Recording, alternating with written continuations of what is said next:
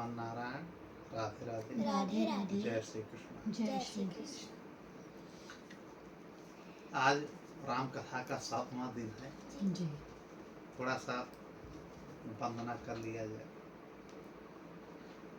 श्री गणेशाय नमः, श्री गणेशाय नमः, ओम गंगाय नमः, ओम नमः शिवाय, ओम नमः शिवाय, श्री शिवाय नमस्तुभ्यं।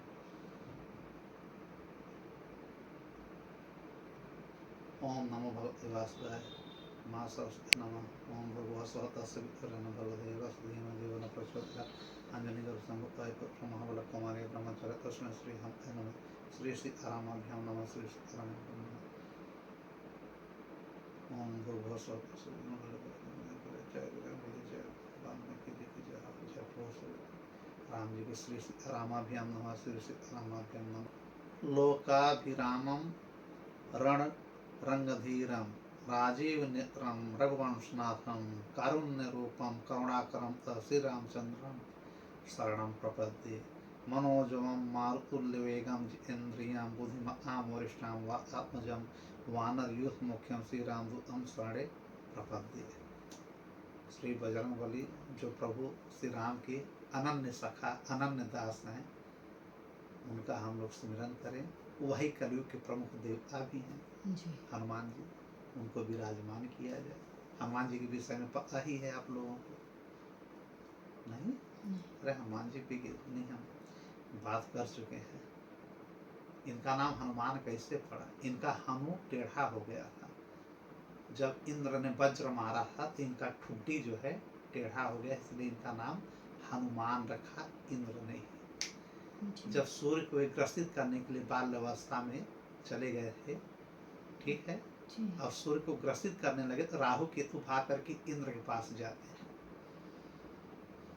कि बताइए, सूर्य ग्रहण के समय तो हम लोगों को ग्रसित करने का आदेश मिला है आप लोगों के द्वारा और भगवान विष्णु के द्वारा। ये कौन है जो सूर्य को लील रहा है? कौन सा राक्षस या दैत्य आ गया है? सारे देवता लोग जाते हैं, सब पराजित हो जाते हैं। हनुमान से, छोटे से हनुमान से गुस्सा होकर के ये चला देते हैं अपना वज्र, इंद्र जी। और वज्र में इतनी क्षमता रहती है कि उससे कोई बचता नहीं है। इनका हनु भी टेढ़ा हो गया और लगभग ही मरणासन स्थिति में आ गए थे हनुमान जी। उसी समय इनके सारे वरदान मिलते हैं, ठीक है। इंद्र ने क्या दिया है कि आज नाम आपका हनुमान पड़ जाएगा। चूंकि वायुदेव बंद हो गए ना, पूरे सृष्टि में वायु ही नहीं चल रही थी, तो सारे लोग मरने लगे। फिर ब्रह्मा जी आते हैं, पंचायत करते हैं जी। ब्रह्मा जी ने भी कई इनको वरदान दिए कि जहां भी जाओ छिप के जा सकते, कोई देख नहीं पाएगा, ठीक है। लगभग अमरत्व की भाव हो रहेगी। छोटे बड़े किसी भी आकार में जा सकते हो। किसी ने, कुबेर ने इनको गदा दिया कौमुद की, ठीक है। समस्त देवताओं ने सब कुछ दिया और फिर इनको ब्रह्मा ने जीवित कर दिया। अगर कोई पूछे कि हनुमान जी कभी मरे थे, तो बचपना में इंद्र के प्रहार से इनके प्राण लगभग निकल चुके थे और सांस ही नहीं आ रहे। तो वायुदेव ने कहा कि हमारा पुत्र है ये, और जब मेरा पुत्र ही मेरी वायु को ग्रहण नहीं करेगा, तो अब किसी भी सृष्टि में किसी के पास मेरा ये वायु संचार नहीं जाएगा, सब मर जाए। जब मेरा लड़का ही नहीं रहेगा तो लोग जी के क्या करेंगे? पवन पुत्र है ना, पवन सुत है ना हनुमान जी। तब सब आकर के इनको पुनः जीवित करते हैं ब्रह्मा जी के द्वारा। होते अनेकों प्रकार की रिद्धि सिद्धियां और पराक्रम बल इनको फिर से दिया जाता है और नाम हनुमान पड़ जाता है और ये आ जाते हैं धरती पे। फिर इनको एक श्राप धरती पे मिलता है अंगिरा ऋषियों के द्वारा। अंगिरा कौन है? बृहस्पति देव के पिताजी, माने ब्रह्मा जी के पुत्र। क्या उनके कुटिया में बार बार पेड़ों को उखाड़ना, फेंकना, इनके कमंडलों को यहाँ वहां करना, बचपना हनुमान जी। तो उन्होंने श्राप दे दिया कि तुम्हारे पास असीम जो ये बल है, इस बल को तुम भूल जाओगे। फिर मां अंजना और पिता कौन?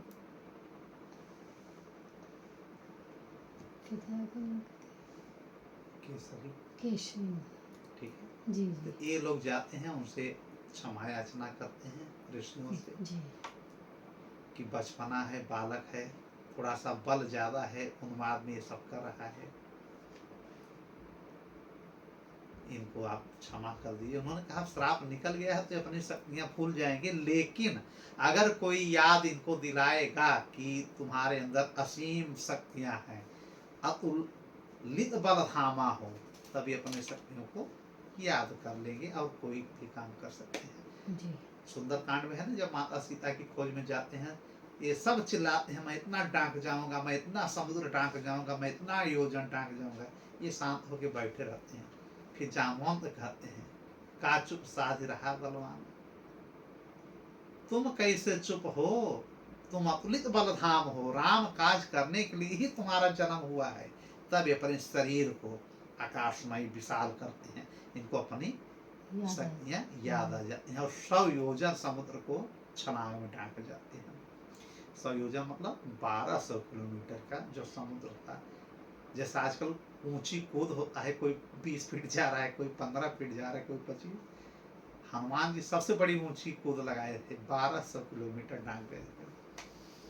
कौन लगा पाएगा इतना, इतना इनके पास बल था। ये किसके पुत्र माने जाते हैं हनुमान जी? इनके 5 भाई हैं। सुवर्चला से एक बार इनकी शादी भी हुई थी, जो कि सूर्य की पुत्री हैं। केवल इस शर्त पे कि बिना शादी के वह सूर्य जी इनको शिक्षा नहीं दे पा रहे थे। सूर्य जी इनके गुरु भी बन गए थे ना, सारी शिक्षाओं को सूर्य जी से प्राप्त किए हैं हनुमान जी। और सुवर्चला से शादी करके बोले कि भाई यही हम शिक्षा ग्रहण कर लेंगे, फिर आपको हम त्याग देंगे, आप अपने पिता के यहाँ सूर्य जी के यहाँ चले जाइएगा। ठीक है। तो हनुमान जी जो है अष्ट सिद्धि नवनिधि सबकी ये सिद्धि करता है और देते भी हैं, मोक्ष भी देते हैं। सीता माँ ने भी इनको कई वरदान दिया है, प्रभु श्री राम जी ने भी अनेकों वरदान दिया है। और यह शिव जी के 11वें रुद्र अवतार माने गए, जिसे भव कहा जाता है। शिव जी के 11 अवतार हुए थे, जिसमें आखिरी हनुमान जी का है। हनुमान जी का एक नाम भव है। अगर शिव जी का नाम नहीं है तो भव जो नाम है ये हनुमान जी का है। ठीक है। इसलिए इनको पवन पुत्र कहा जाता है। इनके कितने पिता हुए? एक तो पवन पुत्र हो गए, एक शंकर सुमन हो गए, माने शिव जी के पुत्र हो गए। कहा गया है शिव जी के पुत्र, लेकिन है शिव ही एक अंश में। और एक कहा गया है केसरी नंदन ना। हनुमान चालीसा में सब कुछ तुलसी बाबा ने लिख दिया था। माने इनके 3 पिता हो गए। और शादी के पहले ही माँ अंजना इनको जन्म देती है। क्यों? अंजना और सतानंद भाई भाई हैं। एक गौतम और ऋषि गौतम और माता अहल्या की पुत्री थी। यह कथा हमने सुना होगा कि जब गौतम ऋषि का भेष पकड़ करके भोर में जाकर के इंद्र अहल्या के साथ गलत काम करते हैं और आ करके जब गंगा नदी से स्नान करके श्राप देते हैं गौतम जी, किसको? अहल्या को भी, इंद्र को भी, सतानंद को भी और अंजनी माँ को भी। अंजनी को क्या श्राप दिए कि तुम अब बड़ी हो गई हो, देख रही हो कि तुम्हारी माँ उसी कुटिया में किसी पर पुरुष के साथ जो है सहवास में लिप्त है, तुम पहचान नहीं रही थी, तुम मेरी बेटी हो, ठाका मार के हंस रही हो, एंजॉय ले रही हो, जाओ शादी के पहले तुम गर्भवती हो जाओगी। और अपने पुत्र सतानंद जो कि जनक जी के यहाँ पुरोहित बने, उनको कहा कि तुम्हारी बुद्धियां काम नहीं करेंगी, तुमको कोई पूछेगा नहीं, तुम मारे मारे फिरते रहोगे, तुम्हारे सारे ज्ञान ऐसे रखे रह जाएंगे। इंद्र को कहा कि तुम योनि लंपट हो, स्वर्ग के राजा हो, तुम धरती पे आकर के मेरे पत्नी के साथ गलत किए, मेरा भेष बदल करके मुर्गा बना करके चंद्रमा को हमको भेज दिए गंगा स्नान करने। जाओ, तुम्हारे शरीर में हर जगह योनि ही योनि हो जाएगी। जिस योनि के चक्कर में आए हो इंजॉय लेने, मौज मस्ती लेने, पूरे तुम्हारे शरीर में 1000 इनको क्या हो गए थे योनियाँ पूरे शरीर में, किसी को दिखाने लायक के मुंह नहीं रह गए थे। और इनकी अंडकोश को कहा कि तुम्हारे अंडकोश ही गिर जाएं, गौतम ऋषि ने इंद्र के। तो अंडकोश से ही वीर्य बनते हैं। जब अंडकोश ही नहीं रहेगा तो प्रजनन क्षमता तुम्हारी खत्म हो जाएगी। बाद में स्वर्ग में जाकर के रोते गाते हैं अपने देवताओं से, कहते हैं कि भेड़ों का फिर इनको अंडकोश लगाया जाता है। इसकी कथा है कि भाई हम तो नपुंसक हो गए, अब तुम लोगों के काम के लिए मैं गया था, ऐसा वैसा बहाना बना करके, तब जाकर के मैं अहिल्या का ये किया वो किया, मुझको अंडकोश दिया जाए। तो देवता लोग लाते हैं भेड़ों का अंडकोश, इनको लगाते हैं इंद्र को। इसकी कथा फिर हम बताएंगे। तो उसी में इनको भी कहा था कलंक लग जाएगा, किसको? चंद्रमा को जी। मुर्गा बन गए कि कलंकित रहोगे। फिर जब ये माता अंजनी रोने लगी और इनको कह दिया है कि तुम अहल्या को, अपनी पत्नी को, कि तुम स्पर्श मात्र से समझ गए ही कि मैं नहीं हूं, ये राजा स्वर्ग के इंद्र हैं, फिर भी तुमने समागम कर लिया, तुम तो जैसे पत्थर जैसी बन करके काम की हो, जाओ तुम जो है पत्थर जैसी रहोगी। वाल्मीकि रामायण में पत्थर का उल्लेख नहीं, वाल्मीकि रामायण में तो यह है कि गौतम ऋषि ने यह श्राप दिया है कि जाओ तुम अदृश्य हो करके, बिना अन्न ग्रहण किए वायु पी करके जीवन व्यतीत करोगे, किसी को दिखोगे नहीं, अदृश्य रहोगे। लेकिन गोस्वामी तुलसीदास जी ने लिखा है कि पत्थर बन करके, शिला बन करके यह रहती है अहल्या। अहल्या, अहल्या का मतलब क्या होता है? जिसका हल न हुआ हो। माने बिना हल, हल माने जिसके साथ कुछ कभी गलत न हुआ हो। बहुत सुंदरी थी अहल्या। उनके पीछे न जाने कब से लगे थे राजा स्वर्ग के इंद्र। बाद में धरती पे आकर के उन्होंने गलत ढंग से इनके साथ बलात्कार ही समझो किया था, लेकिन अहल्या की मर्जी से हुआ था, इसलिए पूर्ण रूप से बलात्कार नहीं कहा जा सकता, मेल जोल से हुआ था। फिर सबको इन्होंने वरदान दिया। जब सबने क्षमा मांगना शुरू किया तो गौतम ऋषि ने अंजना से कहा, अंजना जब रोने लगी कि जब मेरी शादी नहीं हुई रहेगी और मैं माँ बन जाऊंगी तो लोक लज्जा से तो मेरा जीना बेकार है, मैं जी के क्या करूंगी। फिर गौतम ऋषि ने कहा कि जाओ, तुम्हारा जो पुत्र होगा वह रुद्र अवतार होगा, शिव जी खुद अंश रूप में आएंगे, रुद्र रूप में आएंगे, और हनुमान बनेगा, जो कि तुम्हारे इस कौमारता पे कोई प्रभाव नहीं पड़ेगा, कोई पूछेगा ही नहीं कि तुम्हारी शादी हुई थी कि नहीं हुई थी। कोई पूछता है? कुछ नहीं। हनुमान जी के नाम के आगे सब तर गया। अभी समाज में क्यों कोई ऐसे बच्चा पैदा कर ले, कोई एक्सेप्ट नहीं करेगा, लेकिन गौतम ऋषि ने यह वरदान दिया कि हनुमान जी आएंगे। मतलब ये सब राम की भूमिका बनी जी। अहल्या रोने लगी कि आप हमारे इतने समय से पति रहे हैं, गलती मेरी माफ कर दीजिए, मैं कामुकता में आकर के बह गई कि स्वर्ग के राजा के साथ मेरा समागम हो रहा है, मुझे माफ कर दीजिए। इन्होंने कहा जाओ, जब श्री राम जी का दर्शन हो जाएगा तुम अदृश्य रहोगी, लेकिन राम जी इस आश्रम से गुजरेंगे, अब तुम्हारे ऊपर उनकी नजर पड़ जाएगी, उनके चरणों का धूल पड़ जाएगा तो तुम तर जाओगी। हुआ वही। राम जी लक्ष्मण जी और जब विश्वामित्र जा रहे थे, विश्वामित्र दूसरे किनारे से ले जा रहे, राम जी ने कहा नहीं मुझे इस तरफ से चलना है, क्योंकि वो जान रहे कि अहल्या से हमको मिलना। अहल्या की तरफ नजर गए, उस समय आंधियां चलने लगी और आंधियों से इनके चरण में धूल है और धूल उड़ करके अहल्या के पास गया, अहल्या दृश्यमान हो गई थी। ठीक है जी।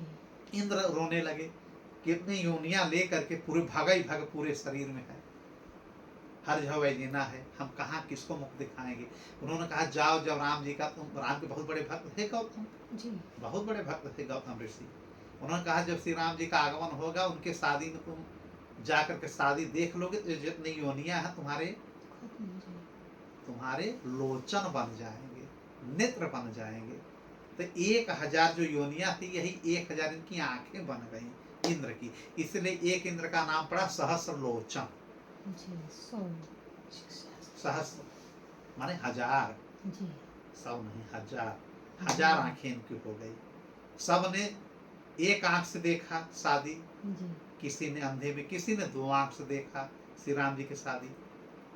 ब्रह्मा जी ने 8 आंख से देखा, 4 मुख है तो 8 आंख से देखा शादी।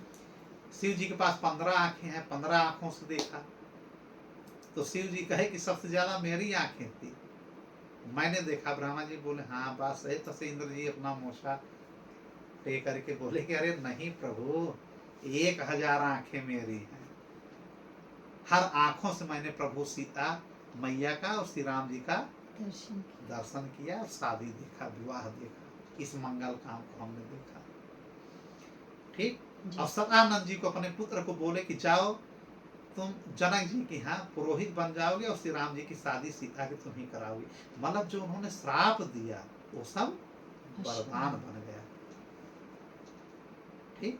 और चंद्रमा को कहा कि तुम्हारा जो कलंकित है, कभी कभी कलंकित हो गए, वो भी उस कलंक को यह कह दिया कि जैसे गाय का खूर पड़ गया हो और वो जल हो, उस जल में से हो करके कोई देखेगा तब ये श्राप लगेगा। तो कहाँ इतना कोई देख रहा है कि गाय का खूर है, बड़ा जल है, उसमें चंद्रमा को देखें तब कलंक लगेगा, वो भी उस समय कुछ समय के लिए। तो उनका भी लगभग। तो यही अंजना माँ जो है हनुमान जी को जन्म देती है शादी के पहले। केसरी से शादी नहीं हुई। इसकी कथा आगे हमने बताया भी होगा, कभी यह बता दे रहे हैं संक्षेप में। जब समुद्र मंथन हुआ था और अमृत को लेकर के राक्षसों, दैत्यों में और देवताओं में संघर्ष हुआ था, तो विष्णु भगवान मोहिनी रूप का अवतार लेते हैं। ठीक है। उसी मोहिनी रूप में राहु केतु को धड़ से अलग करते हैं, और फिर यही राहु केतु सूर्य को हमेशा चंद्र को परेशान करते हैं, क्योंकि सूर्य चंद्र मैंने ही बताया था कि बीच में बैठे हुए हैं। ठीक है। तो उसके बाद जो है विष्णु भगवान की इस मोहिनी रूप कितनी प्रशंसा हुई कि शिव भगवान को जब पता चला तो जाकर के माता पार्वती को लेकर के बैकुंठ पहुंच गए। बोले कि हमें अपना रूप दिखाइए, मोहिनी वाला प्रभु। इन्होंने कहा मत देखिए, आप परेशान हो जाएंगे। इन्होंने कहा नहीं, अरे हम काम क्रोध सब कुछ जीत लिए हैं, हम काहे परेशान हो जाएंगे, मोहिनी रूप आप दिखाइए। क्यों पार्वती? पार्वती ने कहा प्रभु देख लीजिए। कहा मैं अपने पार्वती को छोड़ करके आज तक कभी किसी के ऊपर नजर नहीं उठाया। भगवान ने सबकी महिमा धीरे धीरे जो भी जिसके मन में अहंकार रहा होगा सबका तोड़ा। इन्होंने कहा भोलेनाथ बाद में मत कहिएगा कि आप जो है मोहन रूप दे करके हमारे बस में हो गए या हमारे पीछे पड़। अरे कहन प्रभु मैं आपका भक्त हूँ, भोलेनाथ हूँ, काम को मैंने भस्म कर दिया, मेरे अंदर कामोत्त जना कहाँ से आएगी, बस आप दर्शन करा दीजिए। कहन यहाँ नहीं, चलिए थोड़ा दूर से। फिर पार्वती जी ने कहा हम भी चले। कहन चलिए। आप भी पार्वती को लेकर के भोलेनाथ गए। वहाँ माया से उन्होंने एक उद्यान प्रकट कर दिया, नारायण भगवान ने बगीचा, खूब खूबसूरत। और इन्होंने कहा ठीक है अब आप मोहिनी रूप हमारा देखिए भोलेनाथ। तो पार्वती के पास से बैठ गए कि पार्वती भगवान को ये लग रहा है कि मैं भटक जाऊंगा। अरे तुमसे अच्छा कोई है ही नहीं। हाँ, भगवान का भ्रम है, देखा जाए कैसा रूप है मोहिनी रूप। तब तक भगवान देख रहे हैं भोलेनाथ कि एक सुंदर सी स्त्री अपने कमर को मटकाते हुए कुछ बाल जैसा खेल रहे हैं और उछल रहे हैं। तो उनको कमर को देख करके, उनको नितंब को देख करके, उनके चेहरे को देख करके भोलेनाथ पार्वती को ढकेल दिए। पार्वती ने कहा कैसा लग रहा है? बोला अरे कहन हटो यार, तुम कौन हो जी? आसक्ति हो गए, कामासक्ति हो गए भोलेनाथ प्रभु, और लगे भागने उनके पीछे। किसके? मोहनी के पीछे। अब मोहनी के रूप में भगवान विष्णु भागते रहे, ये दौड़ते रहे और विश्व के हर कोने में इनको दौड़ा दिए भोलेनाथ को। अभी कह रहे प्राण प्रिय आ जाओ, वो कह रहे अरे नहीं। मोहनी कह रहे अरे आपके पास पार्वती जैसी सुंदर स्त्री है। अरे कहा पार्वती को छोड़ो, हम पार्वती को नहीं जानते, आप एक बार मेरे पास आ जाओ, मैं गले से लगाना चाह रहा हूँ, मेरी प्रेयसी बन जाओ, मेरी पत्नी बन जाओ। भोलेनाथ करते करते दौड़ते रहे और हर ऋषि मुनियों को कुटियों से दौड़ते रहे। कौन? भगवान।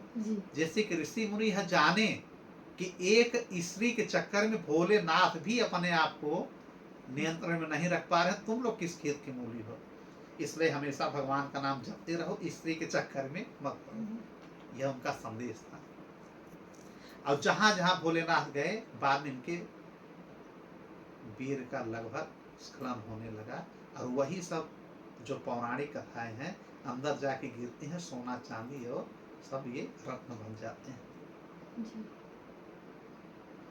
और कुछ मान्यताओं के अंतर्गत है कि जब इनका स्खलन ज्यादा तेज से गिरने वाला था तो पूरी धरती फट जाती, विनाश हो जाता।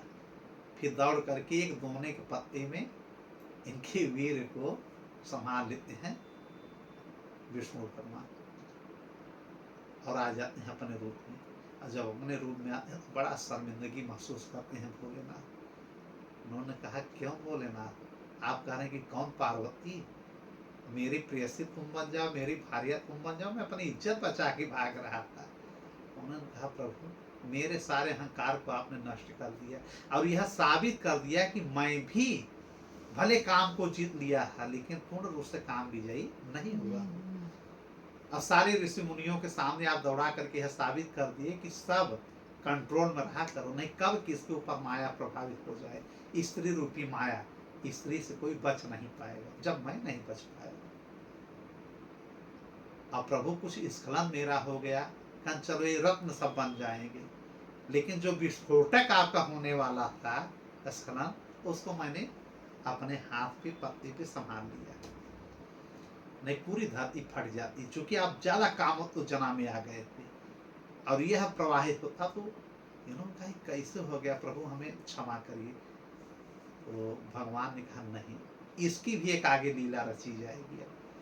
अब इस वीर के द्वारा आप पुनः जन्म लेंगे, हनुमान बनेंगे और मैं श्री राम बनूंगा, तो हमारा आपका मिलन वहां होगा। उसी वीर को पवन के द्वारा, पवन देव के द्वारा भगवान ने अंजना माँ के कानों से उनके गर्भ में पहुंचा दिया।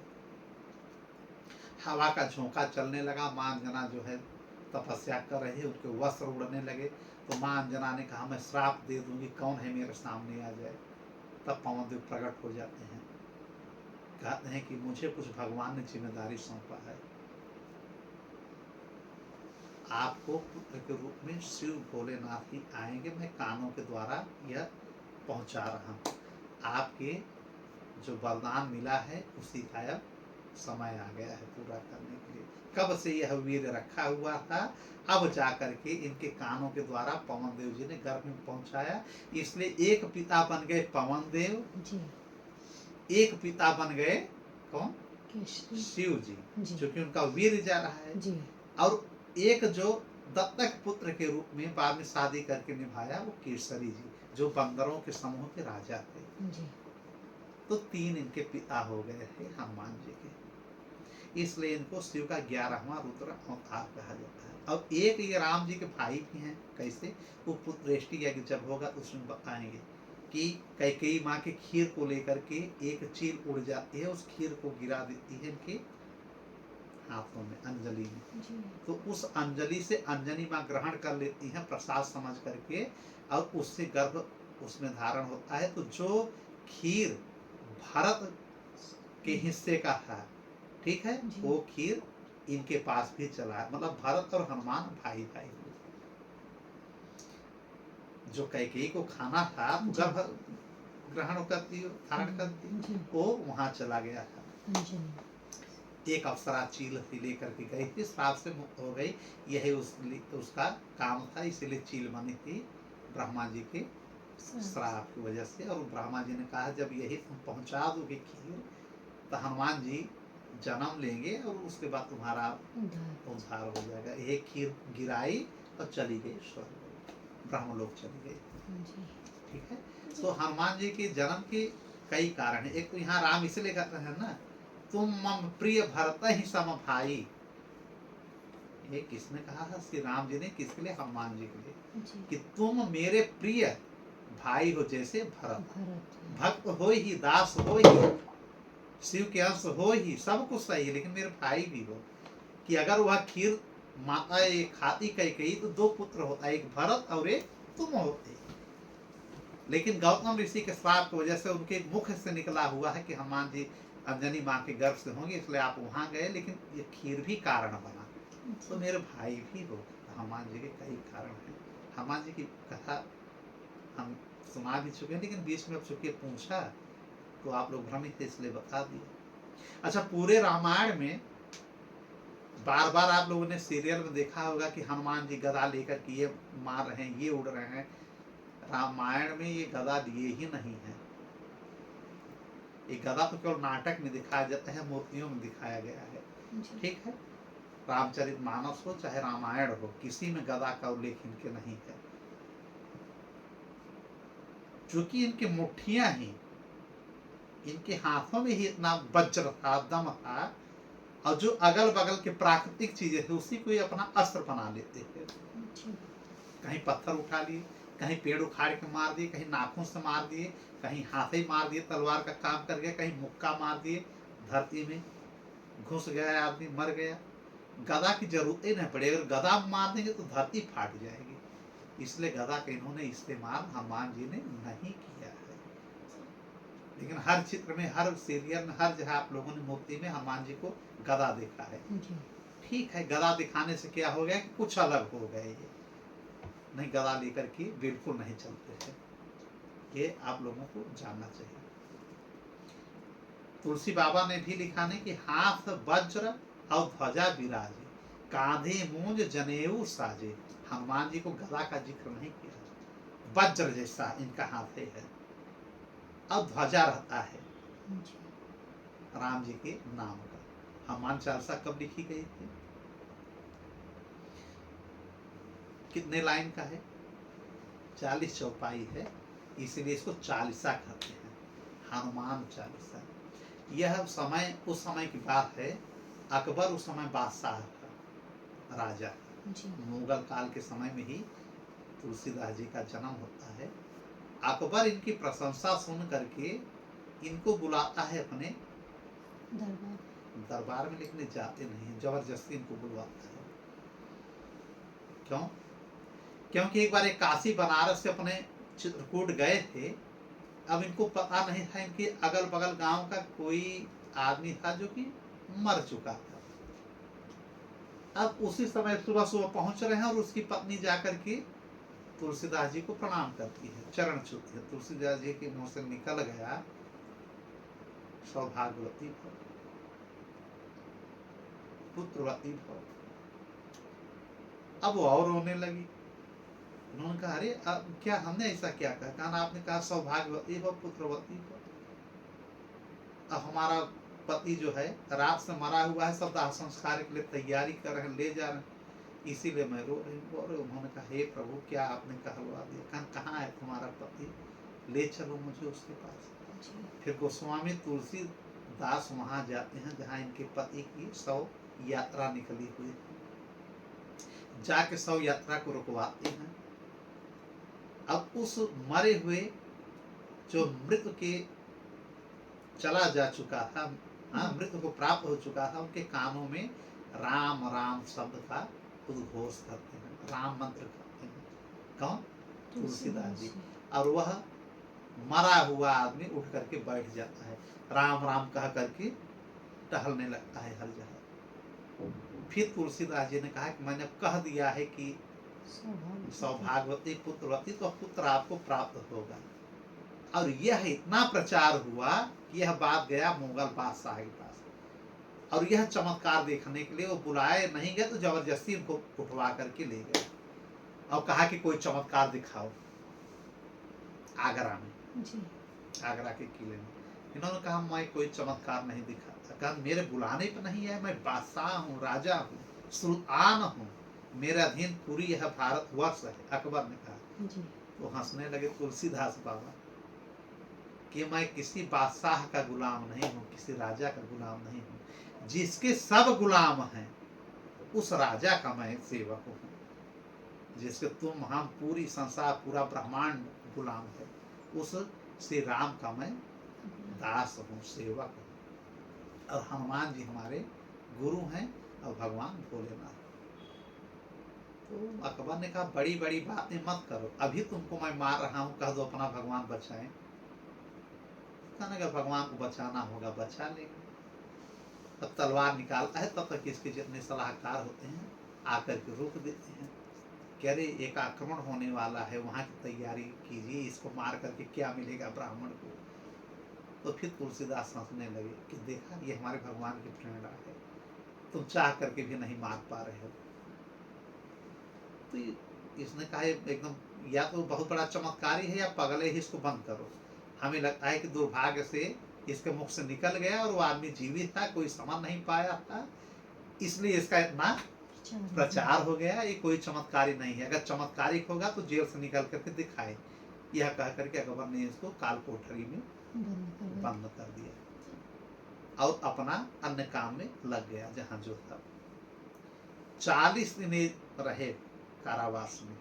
अच्छा, हर दिन एक चौपाई लिखते, श्री गुरु चरण सरोज रज निज मन मुकुर सुधार, बरनौ रघुवर विमल जस जो दायक फल चार। इसी से इन्होंने शुरू किया। अब पूरी हनुमान चालीसा 40 दिन में 40 चौपाई लिखा। जैसे 40वां चौपाई इनका पूरा होने को था, पूरे आगरा को बंदरों ने घेर लिया। पूरे किले में बंदरों का तहलका मच गया। जितने सैनिक थे, किसी का आंख नोच ले रहे हैं, किसी का भाला बल्लम फेंक दे रहे हैं, अकबर का सिंहासन नोच दिए, बड़ा तहलका मचा दिए। तब ये हुआ कि बाप, और सब जाकर के तुलसीदास के चारों तरफ बंदर बैठ गए जहाँ पे ये बंद है, और इनके गेट उट को सब तोड़ ताड़ दिए बंदरों ने नोच नोच करके, जो ताला साला लगा था। तो सारे सैनिक भाग करके जब जाते हैं मुगल बादशाह अकबर के पास, और उनके कुछ सलाहकार लोग जो रहते हैं नवरत्नों में से, सब कहते हैं कि मैं बार बार कह रहा था बादशाह कि आप ऐसे भक्तों को पीड़ित मत करिए, देखा क्या हाल हो गया, अब चल के आप माफी मांगिए। बादशाह होकर के अकबर जाता है, इनके पास नतमस्तक होता है, क्योंकि सारे बंदर घेरे हैं कि अब खा ही लेंगे सबको। तब ये माफी मांगता है कि हमको क्षमा कर दीजिए, और इनको ससम्मान इनके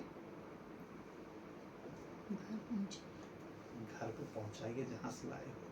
और जैसे तुलसीदास वहां से चलते हैं, सारे बंदरों से कहते हैं कि प्रभु नुकसान में पहुंचाइए, इनके राज्य का छोड़िए, आप लोग भी चलिए, जय श्री राम जय श्री राम। तो सारे बंदर जय श्री राम की मुंडी हिलाते हुए, सब सिर हिलाते हुए मुंडी चल दी। और फिर यह भी तुलसी बाबा भी अपने चित्रकूट चले जाते हैं, फिर काशी चले जाते हैं। तो हनुमान जी की लीला तो कलयुग में भी है। हनुमान जी ने ही इनको रास्ता दिखाया रामचरितमानस लिखने का। तुलसीदास खुद कहते हैं कि मैं बचपना में अपने गुरु से बहुत सीखा, बड़े मुश्किल से मैं सीख पाया रामचरितमानस, लेकिन शिव भगवान ने जब हमको प्रेरणा दी, मैं लिखना शुरू किया अपनी भाषा में, अवधी भाषा में। और हनुमान जी से हमारी मुलाकात एक प्रेत ने कराया। काशी में जहाँ ये रहते थे, प्रतिदिन जब नित्य क्रिया करने जाते थे तो लोटे में जल लेकर पहले जाते थे, पहले बाथरूम तो होता नहीं, और जो जल बचता वही एक जो है फेंक देते थे। एक वृक्ष था, उसी वृक्ष में जो था प्रेत रहता था, उसकी मुक्ति हो गई। प्रसन्न होकर के उसने उस बरगद का पेड़ पीपल का था, उसने कहा कि मांगो जो मुझसे मांगना हो। तीनों ने कहा कि भैया हमने ऐसा क्या कर दिया कि प्रतिदिन कुछ न कुछ जो जल छिड़कते थे, इसी जल से मेरा उद्धार हो गया, चूंकि तुम राम के भक्त हो, कहा राम से हमको मिलवा दो अगर तुम्हारी इतनी पकड़ हो। तो प्रेत ने कहा इतनी पकड़ हमारी नहीं है, रास्ता मैं बता सकता हूँ, मेरा तो उद्धार हो गया, हनुमान जी को पकड़ो। कहा हनुमान जी को हम कहाँ से पकड़े, कलयुग में हनुमान जी कहाँ है। कहा जहाँ पे तुम काशी में 80 घाट पे प्रवचन सुनाते हो सत्संग तुलसीदास, वहीं पे सबसे पीछे जो कोढ़ी के रूप में बैठते हैं वो हनुमान जी बैठते हैं। कौन बता रहा है? प्रेत। बस उन्हीं के चरणों को पकड़ लो, तुम्हारा उद्धार हो जाएगा। अभी गए बैठे तो सबसे पहले यही देख रहे हैं कि कोढ़ी कौन है, और उसने कहा कि सबसे पीछे आएंगे और सबसे अंत में उठ करके जाएंगे, सबसे पीछे बैठेंगे, एकांत में कोढ़ जैसे चूता रहेगा बूढ़े से। अबे सत्संग कह रहे हैं राम कथा, देख रहे हैं कि कौन। फिर देखे कि एक लंगड़ाते लंगड़ाते लाठी से कोढ़ जैसा एक बूढ़ा आदमी आता है, बैठ जाता है प्रणाम करके। उन्होंने कहा अरे प्रभु हनुमान जी तो आ गए हैं। कथा इन्होंने कहा, सुनाई पूरी कथा, अब फिर भाग करके जाते हैं हनुमान जी के पास, जाते हैं चरणों में गिर जाते हैं। अरे उन्होंने कहा भैया दूर हो जाओ, कोढ़ टपक रहा है, तो मेरे पैरों को काहे छू रहे हो, मैं कोढ़ी आदमी। इन्होंने कहा कोई माया नहीं चलेगी प्रभु, बस अब हमको दर्शन दीजिए। बार बार हनुमान जी कह रहे हैं अरे मैं कोई हनुमान नहीं हूँ, बार बार ये कह रहे हनुमान जी हनुमान, कहा मैं कोई हनुमान नहीं, मैं कोढ़ी आदमी। राम कथा होती है, मैं आया सुनने चला आया, कोढ़ तो मेरा ठीक है नहीं हो रहा है, बूढ़ा हो गया हूँ, तुमको मैं हनुमान ही नजर आ रहा हूँ। इन्होंने कहा जब तक दर्शन नहीं दोगे मैं प्राण त्याग दूंगा। फिर मजबूरन हनुमान जी को प्रकट होना पड़ा। फिर कहते हैं कि आप हमको श्री राम जी का दर्शन करवाइए। इन्होंने कहा ठीक है, दर्शन मैं डायरेक्ट नहीं कराऊंगा। हनुमान जी ने कहा कि खुद भगवान तुमसे मिलने आएंगे, इसके लिए तुमको जाना पड़ेगा चित्रकूट। ठीक, चित्रकूट से उनका बड़ा लगाव है प्रभु का, वहां अब भी जाते हैं। अब तुम्हारा दर्शन वहां हो जाएगा। ये बनारस से काशी से भाग के चित्रकूट गए। ठीक जी। और प्रभु श्री राम घोड़े से दो लोग आते हैं और इनसे कहते हैं बाबा चंदन लगाओ। राम और लक्ष्मण जी आते हैं और चंदन लगवाते हैं और घोड़े पे बैठ के चले जाते हैं। तुलसीदास सोच रहे हैं कि इतने लोगों को, वहां भी कथा सुनाते थे, इतने लोगों को मैंने चंदन लगाया, इनको चंदन लगाने में एक अलग हमारे शरीर में एक अलग ओज आ रहा है। तुलसीदास बाबा यही सोच रहे, तब से हनुमान जी बोल ही उठे, फिर प्रकट हुए। अरे बोले प्रभु श्री राम और लक्ष्मण चले गए, क्या कर रहे हो आप? कहा बहुत बड़ी गलती हो गई, बहुत बड़ी गलती हो गई। तो हनुमान जी ने कहा मैंने कहा 2 बार आएंगे ना, एक लैप्स हो गया, एक और आएंगे। तो हनुमान जी को इन्होंने कहा कि अब आप हमको थोड़ा हिंट दे दीजिएगा जिससे मैं उनको पहचान सकूं। इन्होंने कहा ठीक है, मैं हिंट दे दूंगा। फिर कुछ समय के बाद प्रभु श्री राम और श्री लक्ष्मण जी छोटे से बालक के रूप में इनके यहाँ आते हैं। राम कथा जैसे खत्म होती है तो सब कुछ चंदन लगाते हैं। तुलसी बाबा ये भी जाके कहते हैं बाबा चंदन लगा दीजिए। तो ये चंदन लगाने लगे। तब तक हनुमान जी सूक बन गए, मतलब तोता बन करके। क्या बोले? चित्रकूट की घाट पर भई संतन के भीड़, तुलसीदास चंदन घिसे अब तिलक दिए रघुवीर। अरे जैसे ही सुने, अब प्रभु श्री राम मुस्कुराने लगे कि हनुमान जी तो खेला खेल गए। अभी पकड़ के चरण तुलसीदास बाबा लपट गए कि प्रभु अपने रूप में आइए। कलयुग में भगवान श्री राम और लक्ष्मण जी ने इनको उसी रूप में दर्शन दिया जो करोड़ों वर्ष पहले राम और लक्ष्मण के रूप में। भगवान आज भी हैं, बस उतनी भक्ति होनी चाहिए, क्षमता होनी चाहिए, शक्ति होनी चाहिए। भगवान ने दर्शन दिया और हनुमान जी बहुत खुश हुए कि मैंने जो वचन दिया है तुलसीदास को अपने शिष्य को, आज भगवान पूरा कर दिया। और श्री राम जी ने कहा कि भाई जब हनुमान जी की ही इच्छा है तो हमको दर्शन देना ही देना है। और तुलसीदास कौन है? वाल्मीकि ही तो है। ठीक है। तो हनुमान जी की गदा का जिक्र कहीं कहीं पुराणों में है, जैसे सुदर्शन संहिता हो गया या पराशर संहिता, वहां पे गदा का उल्लेख है, लेकिन वाल्मीकि रामायण में हनुमान जी की गदा का कोई उल्लेख नहीं है। तो अभी तक हमने लोगों ने राम कथा में सुना दशरथ जी का जन्म, सीता मैया का जन्म हो गया है, दशरथ जी के पूरे सूर्य वंश का उल्लेख हो गया है, राजा अज की कथा, राजा रघु की कथा, राजा दिलीप की कथा हो गई है, दशरथ नाम कैसे पड़ा यह हो गया है, सीता जी का नाम कैसे पड़ा यह हो गया है, 108 नाम श्री राम जी का हो गया है, वाल्मीकि जी का सब हो गया है। यह सब बाल कांड में ही चल रहे हैं, कुछ आगे पीछे हम हो जा रहे हैं। अब एक कथा जो आती है कि राजा दशरथ की श्री राम जी के पहले एक कन्या थी जिनका नाम था शांता। ठीक है।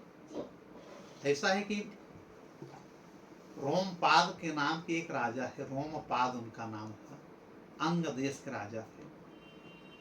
ठीक है। उनकी पत्नी का नाम था बीरसणी।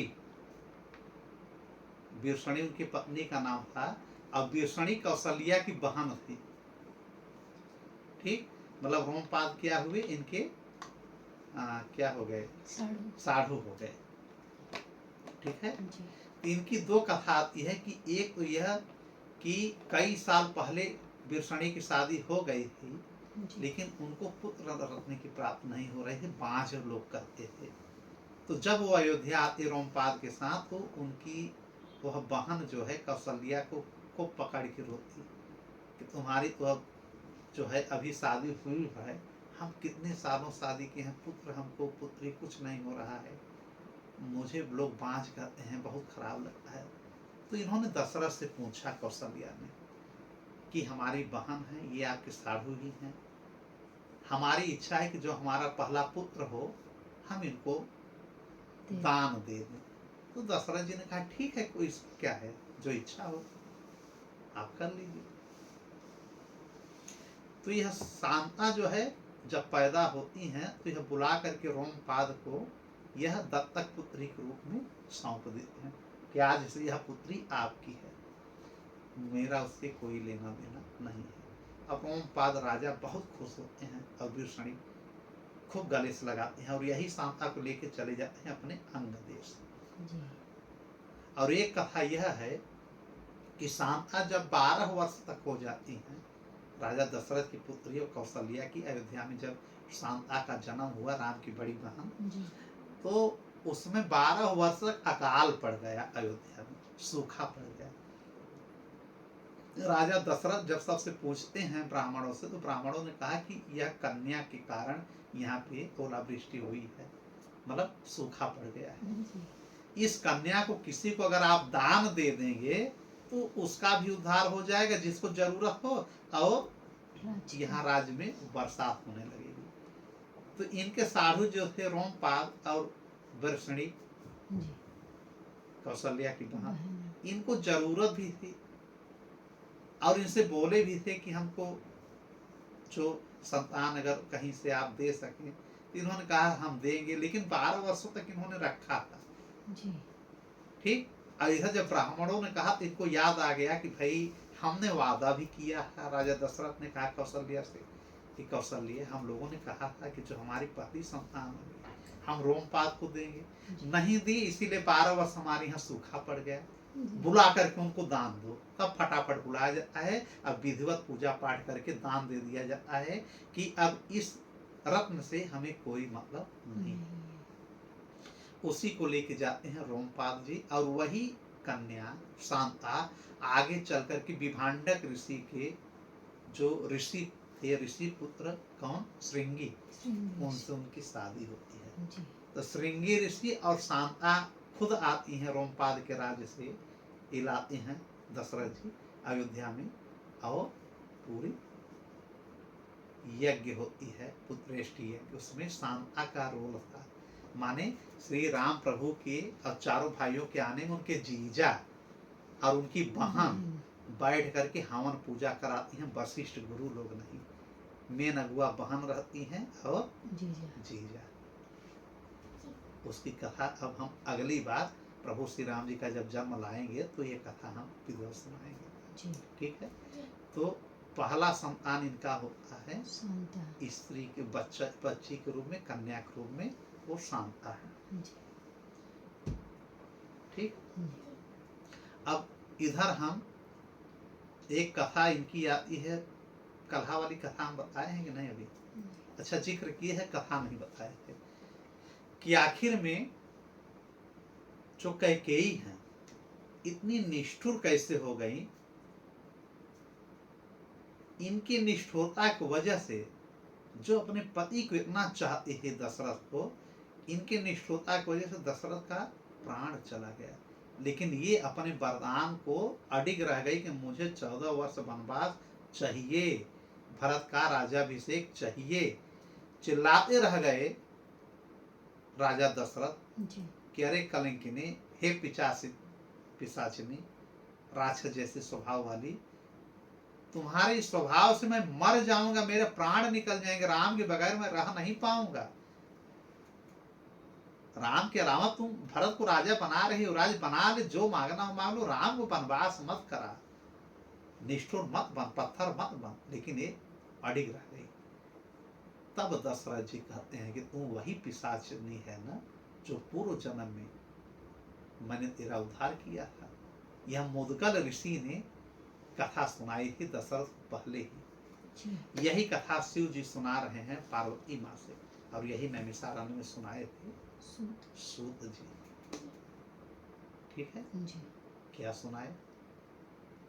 मुदगल ऋषि ने कहा था, कब जब अयोध्या से ये लोग दीपावली के समय पूरे राज परिवार के साथ सीता माँ के यहाँ गए थे। कहाँ? जनकपुरी में।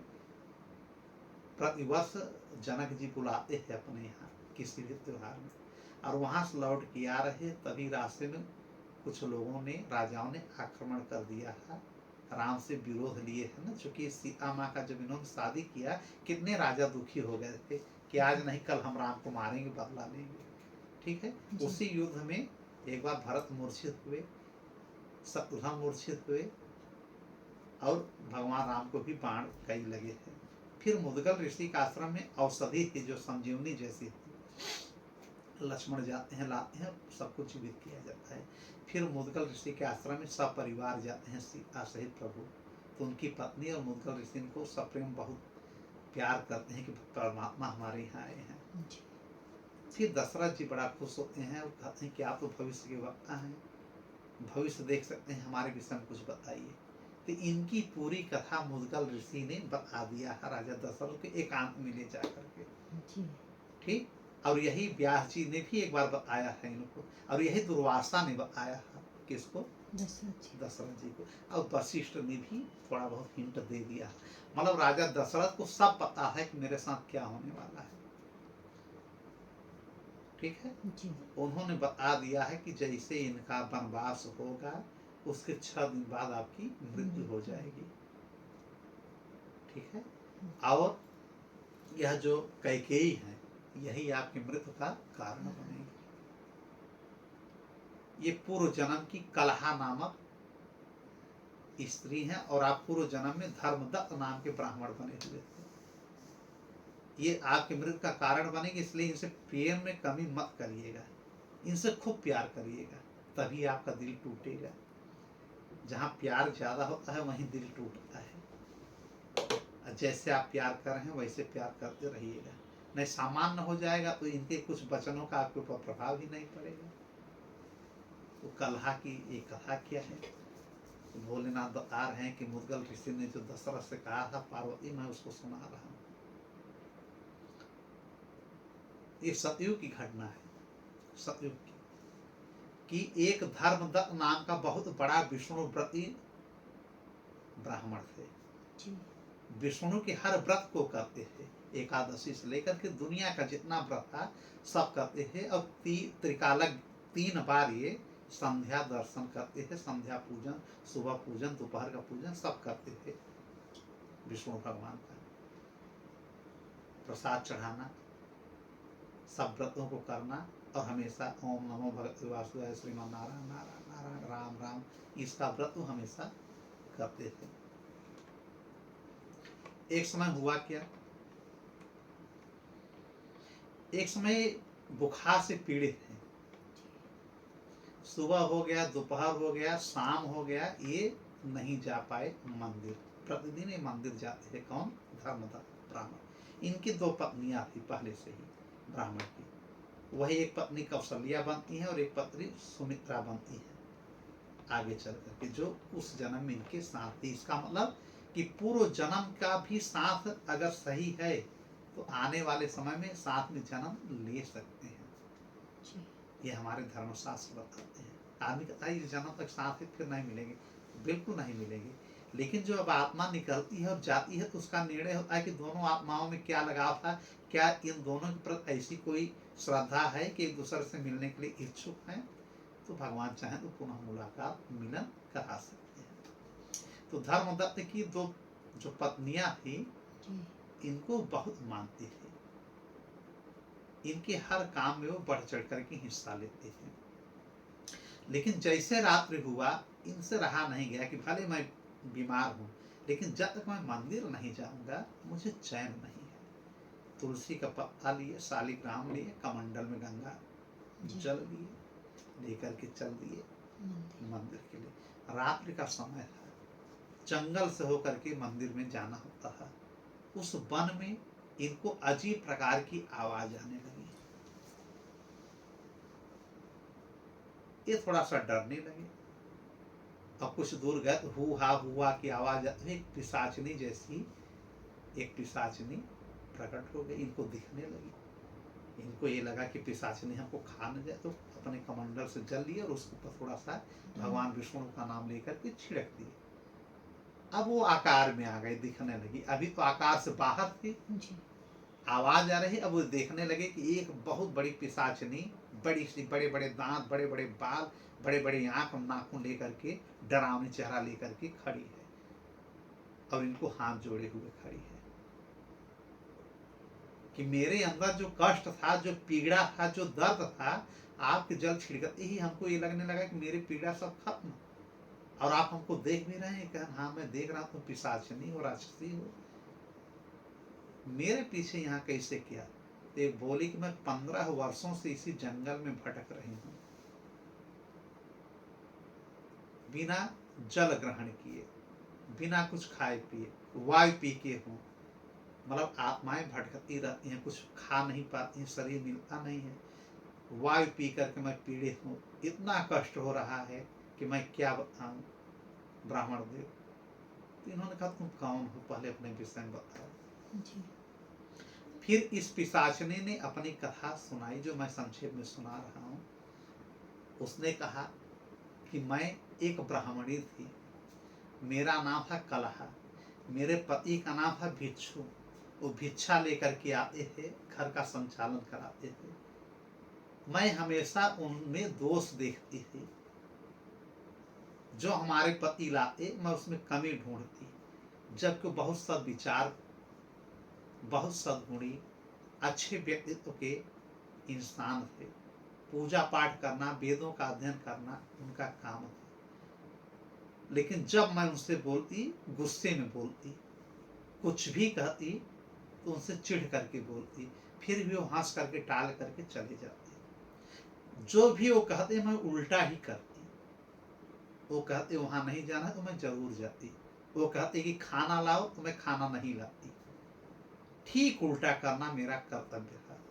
अगर वो किसी अपने दोस्त को लाते घर पे, कहते ये बड़े अच्छे हैं, इनका सत्कार करो, तो इनके ऊपर मैं पानी फेंक देती, उनको गाली देती, ठीक उल्टा काम करती। फिर भी वो बुरा नहीं मानते। लेकिन एक दिन उनके मित्रों ने एक समूह बना करके इनको समझाया कि आपकी ये जो पत्नी है हमेशा कलह करती रहती हैं, झगड़ा करती रहती हैं, आपसे जलन रखती हैं। आप एक काम करिए कि जब आपका ये उल्टा करती है हमेशा, तो हर चीज आप उल्टा बोला करिए, तो उल्टा करेगी आपका काम चल जाएगा। तो ब्राह्मण देव के यह समझ में आया कि ये बात सही कर रहे हैं। कहा जब आपको पानी पीना हो तो अपनी पत्नी से कह दिया कि हमको पानी नहीं चाहिए, तो पानी आपको पिला देगी। भोजन करना हो तो कहे हमको भोजन नहीं चाहिए, तो आपको भोजन करा देगी। अब इनको समझ में आया, अब वो टेक्निक काम कर गया। जब ब्राह्मण देव जाते, अरे कलहा सुन रही हो, देखो पानी मत लाना, मुझको प्यास नहीं लगी है। अब वो पानी लाती और बैठ जाती, पानी पियो पहले। तो कहते भाई नहीं प्यास लेने, पियो, पी लेते। फिर कहते अरे सुन रही हो, भोजन हमको मत लाना, भोजन मैं नहीं करूंगा, मैं खा के बाहर से आया हूँ। अब बड़ा बड़ा पकवान लाती और बैठ जाती कि पूरा खाइए पहले, क्यों नहीं खाएंगे। ऐसे इनका काम चलने लगा। जब नहाने को होता, अरे सुन रही हो भाग्यवान कलहा, पानी मत रखना भाई, हम स्नान नहीं करेंगे, स्नान करने की इच्छा नहीं। स्नान नहीं करोगे, दरिद्र बनोगे, चलो स्नान करो। स्नान करवा दी इनको, सब काम इनका होने लगा। फिर कहते ऐसा है सुनो, अभी हमारे कुछ मित्र लोग आ रहे हैं, कह देना मैं घर पे नहीं हूँ, और उनको एक लोटा जल नहीं देना है, खाना पीना तो बिल्कुल नहीं देना है। अभी जा करके डेहरी पे बैठ जाती। अब जैसे मित्र आते, आओ आओ अंदर हैं, आओ आओ चलो अंदर आओ, हैं चलो अंदर आओ। फिर खाना पीना बनाती, उनको खिलाती। अब सारे मित्र बहुत खुश हुए कि देखा ये टेक्निक काम कर गया। इन्होंने कहा ये पहले अगर मालूम पड़ गया होता तो हमारी गृहस्थी, हम दूसरे के यहाँ कब से भोजन कर रहे हैं। स्त्री को मैं छोड़ना भी नहीं चाह रहा था। फिर हुआ क्या, उन ब्राह्मण के जो पिताजी थे उनकी मृत्यु हो गई। वो अक्सर ब्राह्मण तो काम करते हैं, बाहर ही रहते हैं, पति पत्नी के बीच वो अक्सर आते नहीं थे। जब उनकी मृत्यु हो गई, जब 13वीं होने को था, इन्होंने कहा कि अगर मैं कहूँगा कि 13वीं में ब्राह्मण भोजन करना है तो ये भड़क जाएगी। तो इन्होंने कहा कि सुनती हो कलहा, पिताजी तो मर गए हैं, मैं न अपना मुंडन कराऊंगा, न बाल कराऊंगा, और न ही तिरही वाला त्रयोदशा का मैं कोई कर्मकांड कराऊंगा, न ब्राह्मणों को दान दूंगा, न ब्राह्मणों को भोजन कराऊंगा, मैं कुछ नहीं करूंगा, ये समय नहीं मानता। लगी चिल्लाने कलहा, एकदम पागल हो, दुष्ट हो, बाप मर गया है, उसके तिरही नहीं करोगे? कैसे नहीं करोगे? बाल क्यों नहीं? जबरदस्ती ब्राह्मणों को बुला के इनका बाल उल बनवाती हैं, और 13वीं के दिन 18 लोगों को बुला करके भोजन करवाती हैं। 18 लोगों को भोजन करवाती है। नियम है कि कम से कम 11 लोग, 15 लोग, 18 लोग, 21 लोग भोजन कर लें। अब तो लोग हजारों हजारों को खिलाते हैं कि मेरे पास इतना है, मेरे पास इतना धन संपदा है। ठीक है, खिलाना चाहिए, अलग बात है। फिर कलहा ने 18 लोगों को भोजन कराया, लेकिन भोजन इसने अपने हाथ, फिर इन्होंने कहा कि अपने हाथ से मत बनाना, किसी को बुला लेना, क्योंकि ब्राह्मणों ने कहा कि अपने हाथ से बना के खिलवाओगे तो ज्यादा पुण्य होगा, तो इनके हाथ से बनवा के खिलवा दिए। लेकिन इसने खाना कलहा ने ज्यादा बना लिया है, कम से कम 2500 लोगों का। अब बनाया 25 लोगों का, खिलाया 18 लोग ही है, तो 7-8 लोगों का भोजन बच गया है। अब ब्राह्मण के मुख से, उनके कलहा के पति से गलती से यह निकल गया कि सुनो, भोजन जो इतना बच गया है, इसको ले जाओ, इसको गंगा जी में फेंक देना। उनके मुख से सच बात निकल गई कि गंगा जी में, तीर्थ में प्रवाहित कर देना। अब वो ले जाती है, जितना भोजन बचा रहता है ले जाती है, नाला में डाल आती है। कहाँ? नाले में। अब यह बात जब भिक्षु को मालूम पड़ता है, ब्राह्मण का नाम ही था भिक्षु, तो अपनी पत्नी को देख करके उनको घृणा हो जाती है कि कब तक मैं ऐसे जीवन जीऊंगा, मेरे मुख से मैं कब तक झूठ बोलूंगा, पाप ही कर रहा हूं। एक बार मैं भाई सत्य निकल गया तो उसका इसने उल्टा कर दिया, और सारा भोजन जो ब्राह्मण को खिला गया था, यह जो है गैया को खिलाना चाहिए, गंगा जी में प्रवाहित करना चाहिए। इसने गलत किया, इसने नाले में फेंक दिया। उनसे रहा नहीं गया, उन्होंने तत्काल अपनी पत्नी को घर से निकाल दिया। भिक्षु ने कहा कि मैं बहुत सह लिया हूं, अब तुम्हारे सामने नहीं रह पाऊंगा, और उन्होंने दूसरी शादी कर ली, इसको निकाल दिया। ये दर दर भटकती रह गई, कलहा भीख मांगती रह गई, और एक दिन यह जंगल में मर जाती। कहीं कहीं है कि इसने जहर खा लिया था, लेकिन कहीं कहीं है कि भूख प्यास से पीड़ित होकर के कलहा ने अपने जीवन को त्याग दिया। अब यह जाती हैं यमपुरी, यमराज के पास इसकी आत्मा खींच के लोग ले जाते हैं, यमदूत लोग। तो चित्रगुप्त जब देखते हैं, पढ़ते हैं, कहते हैं कि इसके तो अनेकों पाप हैं। पूरी टीवी लगती है वहां पे, जैसे यहाँ टीवी चलती है वहां टीवी चलती है यमपुरी में, दिखाया जाता है कि यह सबसे बड़ा पाप यह है कि अपने पति का इसने कभी सम्मान नहीं किया, ठीक उल्टा व्यवहार किया। जो भी रसोई घर में बनाती पहले खुद खा लेती। तो यमराज ने कहा कि तब तो ये बिल्ली बनेगी। मतलब इसको कितनी योनि निर्धारित किया गया? झूठ बोलने का, पति के विमुख रहने का, पति सेवा न करने का, उल्टा काम करने का, अगल बगल सब यहाँ बैठने का, लड़ने का, पहले पति के पहले भोजन करने का। 4-5 योनियां यमराज ने डिस्ट्रीब्यूट कर दिया। ठीक जी। जिसमें कहा कि बिल्ली बनेगी, गिरगिट बनेगी, ठीक है। अब उसके बाद जो है बकुला बनेगी, ऐसे करके 4-5 योनियों को कहा। फिर चित्रगुप्त ने कहा कि जिस प्रकार से इसने अपने पति के साथ व्यवहार किया है प्रभु, और बहुत खाई है ये, और हमेशा नोचती रह गई थी अपने पति को, लड़ती रह गई थी, इसको तो प्रेत योनि में भी जाना चाहिए ना। इन्होंने कहा प्रेत योनि तो इसका बन ही रहा है, वो निर्धारित होता है पूरा वहां ना, पूरा चार्ट बना रहता है कि कौन सा कर्म किए है, कहाँ जाना है। कई जन्मों का उन्होंने निर्धारित कर दिया। फिर यमराज ने कहा कि सबसे पहले यह प्रेत योनि में जाएगी। चूंकि बिना पति के खिलाए गलत ढंग से बहुत ये खाई पी है, उल्टा काम की है, तो यह पिशाचिनी बनेगी। अब हवा पी करके रहेगी और हमेशा सबको दिखाने के चक्कर में कलह करती रहती है, लड़ती रहती थी। अभी किसी को दिखाई नहीं देगी, बहुत बोलना चाहेगी, कोई सुन नहीं पाएगा। बिल्ली उल्ली रहेगी तो म्याऊं म्याऊं पर करके सबको बात करती रहेगी, अन्य योनियों में बात करेगी। अब बहुत बात कर चुकी है, इसको पिशाचिनी पहले डालो। उसके बाद जब पिशाचिनी से हजारों वर्ष बाद जब यह शुद्ध होकर के आएगी तब अन्य योनियों में जाएगी। लेकिन अब देखिए, पिशाचिनी बने 15 वर्ष ही हुआ है इसको, लेकिन यह धर्मदत्त जो विष्णु भगवान के भक्त थे, उनके जल से यह पिशाचिनी से मुक्त हो गई। अब जो 3-4 योनियां और रह गई थी उसमें इनको जाना नहीं पड़ा। यह रोने लगी कि हे धर्मदत्त ब्राह्मण, आप अगर चाहेंगे तो मैं इस पिशाचिनी योनि से मुक्त हो जाऊंगी। मैंने समझ लिया कि आप भगवान के बहुत बड़े भक्त हैं, आप कुछ भी कर सकते हैं। फिर धर्मदत्त ब्राह्मण ने कहा, हे भगवान विष्णु भगवान, मैंने जो भी जीवन में पुण्य कमाया है, आधा पुण्य मैं इसको दे रहा हूँ। अब कह करके ओम नमो भगवते वासुदेवाय करके तुलसी दल का उस जल में प्रवाहित कराते हैं, स्पर्श कराते हैं शालिग्राम से, और उस पिशाचिनी के ऊपर, कलहा के ऊपर फेंक देते हैं। वह एक सुंदर अप्सरा बन करके प्रकट हो जाती है।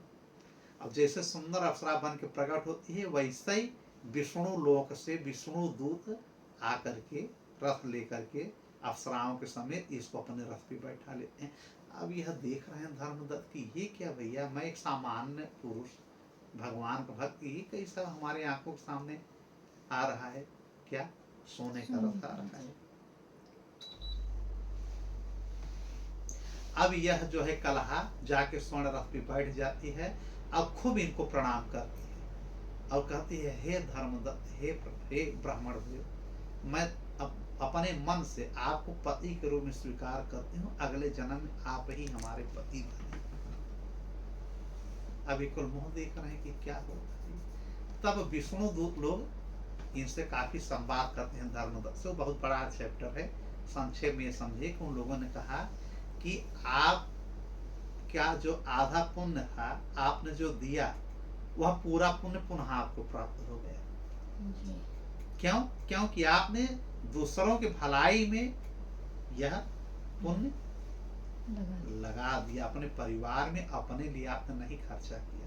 इसलिए भगवान आपके ऊपर प्रसन्न है और आने वाले समय में त्रेता में भगवान का जन्म राम के रूप में होगा। आप उनके पिता भी बनेंगे, आप दशरथ बन करके पैदा होंगे। यह सतयुग में ही धर्मदत्त को बता दिया गया है। किसके द्वारा? विष्णु के पार्षद के द्वारा, नंद सुनंद के द्वारा बता दिया गया। अब यही धर्मदत्त जब मरते हैं तो अपनी पत्नियों से बहुत प्रेम करते हैं। वो पत्नियां कहती हैं, हमें आप ही पति के रूप में चाहिए। तो जब यह राजा दशरथ बनते हैं तो एक पत्नी इनकी कौशल्या बनती है, एक पत्नी इनकी सुमित्रा बनती है, और जो पिशाचिनी है, राक्षसनी थी, यही जाकर के बनती है कैकेयी, जो कि कैकेयी देश के राजा की कन्या रहती हैं। स्वयंवर में जाते हैं कब? चौथे पन में दशरथ, और वहां पे एक स्वयंवर रखा गया था, वहां ये जाते हैं और वहां पे आखेट खेलने निकले थे स्वयंवर के पहले ही। उस आखेट में एक मृग को मारना था, राजा लोग मारते हैं, भागते हुए मृग के ऊपर एक बाण से जो है मारना था, या बैठे हुए मृग को, किसी को केवल एक बाण से आपको मारना है और काफी दूरी से। तो ये जाते हैं तो एक मृग और मृगनी आपस में बैठ करके प्रेम करते रहते हैं, और राजा दशरथ एक बाण से मारते हैं। मारने के उधर जो है यह दृश्य देख रही थी राजकुमारी कैकेयी, वह भी बाण चला करके इनके बाणों को हिरण के पास जाते जाते काट देती है। राजा दशरथ को ये लगा कि मेरे बाणों को किसने काट दिया, क्योंकि बहुत बड़े वेदज्ञ थे, बहुत धनुष विद्या के ज्ञानी थे, हर मामले में राजा दशरथ बहुत आगे थे। यह अतिरथी थे। 4 प्रकार के रथी होते हैं, जिसमें अतिरथी थे। कभी बताएंगे इसके विषय में भी। तो इन्होंने कहा मेरे बाणों को किसने काटा, देखते हैं। तो एक राजकुमार, तब तक की पहचाने नहीं थे, किन्हीं के स्वयंवर में मैं आया। तो इन्होंने राजा दशरथ के विषय में बहुत कुछ सुना कैकेयी ने, लेकिन कहा कि आपको शर्म आनी चाहिए जब दो, चाहे वो मनुष्य हो, नर मादा हो, और चाहे जीव जंतु हो, पशु पक्षी, अगर प्रेम में लिप्त हो तो उनके ऊपर बाण नहीं चलाया जाता है। ये दोनों प्रेम पिपासा की जिज्ञासा में लगे हैं अपना, और आप इनको बाण चला रहे हैं। इतना आपको तत्व का ज्ञान नहीं है। अभी बड़े खुशी हुए कि यार ये तो बड़ी विदुषी महिला है, बड़ी ज्ञानी कन्या है। इन्होंने कहा आपका परिचय, इन्होंने कहा मैं कैकेयी राजकुमारी। तब इन्होंने कहा कि अच्छा, और मैं स्वयंवर में आया हूँ। इन्होंने कहा मैं राजा दशरथ हूँ। इन्होंने कहा अच्छा आप राजा दशरथ हैं। अब शर्मा को चली जाते हैं। इन दोनों के बीच में आपस में बातचीत होता है। पूर्व जन्म का ऐसा माहौल था कि जब स्वयंवर हुआ, बड़े बड़े राजा थे, युवराज छोटे छोटे उम्र के, लेकिन इस बूढ़े को, राजा दशरथ बूढ़े हो चुके थे, लेकिन कैकेयी ने जाकर के जयमाला पहना दिया, शादी हो गई, चले आए अयोध्या में। अंत में मिली थी कैकेयी, इसलिए इनके प्रति इनका प्रेम बहुत ज्यादा था। अब कोई बुरा भी नहीं मानता था, जो अन्य पत्नियां थी महारानी लोग, कोई बुरा नहीं मानता कि भैया अंत में मिली हैं, ये समय ज्यादा दे रहे हैं, हमें कोई आपत्ति नहीं। मरते वक्त यह कहते हैं ना दशरथ की तुम वही पिशाचिनी है, न मैं तुमको पिशाच योनि से मुक्त किया होता, और न तुम हमारी पत्नी बनती, न मेरा ये हाल होता। इसका मतलब कि जो प्रारब्ध में लिखा है, जो विधाता ने लिख दिया है, वो मिटने वाला नहीं। ठीक है जी। कितना भी कुछ हम जतन कर लें, अगर मौत आनी है तो मौत आकर के रहेगी, एक पल इधर उधर नहीं होगा। मुदगल ऋषि ने पहले ही बता दिया था कि आपकी मृत्यु राजा इनके ही इन कर्तव्यों से होगा, इन कारणों से होगा। वो हो के रहा, जिनके घर में मर्यादा पुरुषोत्तम श्री राम जी जन्म लिए, उनके पिताजी का देहांत हो गया, वो बचा न पाए। जिनके घर में श्री कृष्ण के घर में उनके बालक उनके सामने मर जा रहे यदुवंशी लोग, भगवान बचा नहीं रहे। पूरी महाभारत पूरे भगवान बचा नहीं, और हम लोग क्या करते हैं, हे भगवान मर ही न पाए, हे भगवान मरने न पाए, हम बच जाए, हमारा लड़का बच जाए। ये कुछ नहीं, जो आपका प्रारब्ध है, विधि का विधान है, वो होगा। भक्ति में शक्ति है। भक्ति इसलिए करनी चाहिए कि हमारा यह लोक, वह लोक, परलोक, यह लोक, सारे लोग बिगाड़ने न पाए, कहीं हम पिशाच न बनने पाए, कहीं हम बार बार योनियों में भटकने न पाए। इस उद्धार के लिए भक्ति किया जाता है, बार बार इसके लिए नहीं कि हमको पैसा चाहिए, धन चाहिए, लड़का चाहिए, बच्चा चाहिए। आखिर में भगवान ने अपने ही पिता को नहीं बचाया। जान नहीं रहे थे क्या? खूब जान रहे थे, लेकिन सब लीला उन्होंने किया, रोए गाए सब, लेकिन पिता को बचाने की बात नहीं की। अभिमन्यु मारे गए ना, कृष्ण भगवान चाहते जीवित करते। सांब के पेट से मूसल निकला। सांब कौन है? श्री कृष्ण के पुत्र। ऋषियों ने श्राप दे दिया, और मजाक मजाक में इन्होंने पेट में बांधा था तकिया कि मैं गर्भवती हूँ कि नहीं हूँ, क्या हूँ, कैसे हूँ। मूसल बांधे थे और ऊपर से तकिया जैसा कर लिए थे साड़ी पहन करके। सांब दुर्वासा ने श्राप दे दिया ना कि जो मूसल है वही तुम्हारे पेट से जन्म लेगा और यदुवंश के विनाश का कारण बनेगा। श्री कृष्ण भगवान चाहते बचा लेते, लेकिन उन्हीं के सांब बेटे के, जो जामवंती का पुत्र था, जामवंती का गर्भ से मूसल निकल रहा है, जैसे बेटा और बेटी पैदा होता है। तो भगवान कहते हैं जैसा करोगे वैसा भरोगे। हमारा काम है कि बस तुम लोगों की इस प्रकार से रक्षा करना कि सुख दुख छोटे मोटे में हम काम आएंगे, लेकिन तुम्हारे प्रारब्ध को बदलने नहीं आएंगे। इतनी बड़ी महाभारत आखिर में क्यों नहीं बदल दिए? चाहे एक सुदर्शन सबको मारते। सब कुछ भगवान अपने ऊपर नहीं लेते हैं। आपने अगर संसार में जन्म ले लिया है तो आप भी तो कुछ जिम्मेदारी बनती है, आप भी करिए ना। तो इस प्रकार से कथा आती है कलहा की और धर्मदत्त की। और जब एक कथा यह आती है कि सबको बंदी बनाए रहता है लंका में रावण जी। और एक दिन ब्रह्मा भी जाते हैं डेली वहां वेद सुनाने लंका में।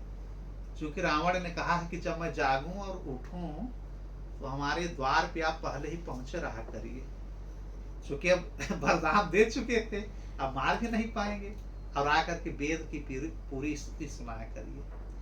कभी कभी तो ब्रह्मा की यह हालत होती कि रावण ज्यादा सोता, उठा ही नहीं सुबह, और पहुंच जाते हैं कि इनको और भी काम है ब्रह्मा जी को। तो द्वारपाल जो राक्षस से कहते रुक जाइए, अभी लंकेश जो है आराम कर रहे हैं, द्वार पे रुकिए। जब पूजा पाठ कर लेंगे, मंदिर में जाएंगे, तब आप अंदर जाइएगा। ये खड़े रहते थे ब्रह्मा, उन्हीं का चेला, उन्हीं का शिष्य, तो उन्होंने ही वरदान दिया। लेकिन देखिए जब आदमी पा जाता है तो अहंकारी हो जाता है। जैसे आप जिसको बढ़ाएंगे, अब पूरी पावर आप हिटाने उसको दे दिया है, तो आपको ऐसे उहला लेगा, आपकी नहीं सुनेगा। होगा चाहे केसी पांडे हो, चाहे फलामा सिंह हो, चाहे लेकर, वो नहीं गिनने वाला है भैया। ब्रह्मा जी नहीं गिनेगा तो हम लोग किस खेत के मोली हैं? ठीक है। तो ब्रह्मा जी वेद सुनाने के लिए वहां गए। अब भोलेनाथ जाकर के उसके मंदिर में प्रकट होकर के पैर छुआते हैं, दर्शन करवाते हैं। कई बार भोलेनाथ को भी काफी इंतजार करना पड़ गया। क्योंकि वह कैलाश जाता तो माता पार्वती को बड़ी टेंशन होती कि यह बार बार आ रहा है, अच्छा नहीं, आप ही जाया करिए, यहाँ मत बुलाइए सिर्फ अराजक तत्वों को। न इसकी नजर सही है, न इसका दिमाग सही है, यह अभिमानी है, बार बार कैलाश इसका आना ठीक नहीं है। और उसने बढ़िया इनके तपस्या करके कह दिया कि जब भी मैं पूजा करने बैठूं तो आप मेरे लंका में मेरे सामने हाजिर रहिए। ये केवल देखते रहते हैं कैलाश से कि रावण उठा कि नहीं हो। अपने घरों से जानकारी लेते कि आप देखो थोड़ा जानकारी लो, अगर उठ गया तो हम जाएं। अब कहता है एक पल लेट नहीं होना चाहिए, आप पहुंचे रहेंगे। तो जरा सी भी जानकारी, भाई पार्वती माँ को ज्यादा समय दे, लेकिन जानकारी, लेकिन क्या थोड़ा जानकारी लेकर के रखो। कई अपने नंदी उंदी को लगा के रखे है, क्या तुम अपने दूरदृष्टि से देखते रहो कि रावण स्नान कर लिया कि नहीं। मंदिर में जैसे जाए हम प्रकट हो जाए वहां। एक आध बार लेट हो गया तो एकदम भूकंप आ गया है। भोलेनाथ आप ऐसा हमारे साथ करेंगे, मेरा अब हमको इंतजार करना पड़ेगा, बताइए, भगवान को कह रहा है। तो भोलेनाथ पहले से मंदिर में प्रकट रहते थे, जाकर के चरण छूता, आशीर्वाद लेता, फिर कहते अब आप जाइए अपने। अब ब्रह्मा जी का वेदों का स्तुति करो। तो सारे देवताओं को अपने यहाँ बंधक बनाया था, मौत वगैरह को सीढ़ियों पे अपने रखा था। मौत की जो रानी है, ये सब यमराज वगैरह सब उनकी यहाँ पानी उन्हीं भरा करते थे। यह था रावण। कौन? श्री राम जी का पार्षद था, इसलिए इतना पावर इसको मिला था। जय और विजय जी। इतना पावर था कि सारे देवता उनके यहाँ नतमस्तक थे। ये किसकी कृपा थी? भगवान की कृपा थी। भले राक्षस बन गया, लेकिन उसके पावर में कोई कमी नहीं थी भगवान की कृपा से। तो भगवान आपको सारी कृपा देंगे, आपको सब कुछ देंगे, आपको जो चाहिए वो भी मिलेगा, जो नहीं चाहिए वो भी मिलेगा। लेकिन जो उम्र की सीमा या प्रारब्ध होता है उसमें बहुत छेड़खानी नहीं करते हैं भगवान। ठीक है जी। तो एक बार की बात है, ये वेद स्तुति कर रहे थे, फिर रावण के मन में एकाएक एक प्रश्न सूझा कि ये बताइए मेरी मृत्यु कैसी होगी। इन्होंने कहा बताए तो हैं कि जब राम का जन्म होगा। भूल गए क्या? अरे एक बार जब रघु के यहाँ तुम गए थे छल से, राजा रघु को मारने वाले कि वंश न चले, तो राजा रघु को मारने गया था। राजा रघु ने ऐसे पीछे से जल फेंका, ये अपने लंका पहुंच गया सरयू नदी से। फिर शिष्य बन गया था रावण, शिष्य बन गया। और अंदर से तैयारी कर रहा है कि राजा रघु को हम इतना सैनिक लेकर के मारेंगे, जितनी सैनिक को बनाया था। राजा रघु स्नान करके सरयू से निकले, रघुवंशी राजा रघु जो हम कथा सुनाए, और एक लंका का पूरा वो बना दिए चित्र, और रावण से बोले ये देखो जो चित्र है तुम्हारे लंका की है, तुम्हारा ये भीष्म शहर का है, यहाँ पे तुम्हारा ये है, और इतनी सेना तुम्हारी अब अयोध्या में आ रही है हमारे ऊपर आक्रमण करने।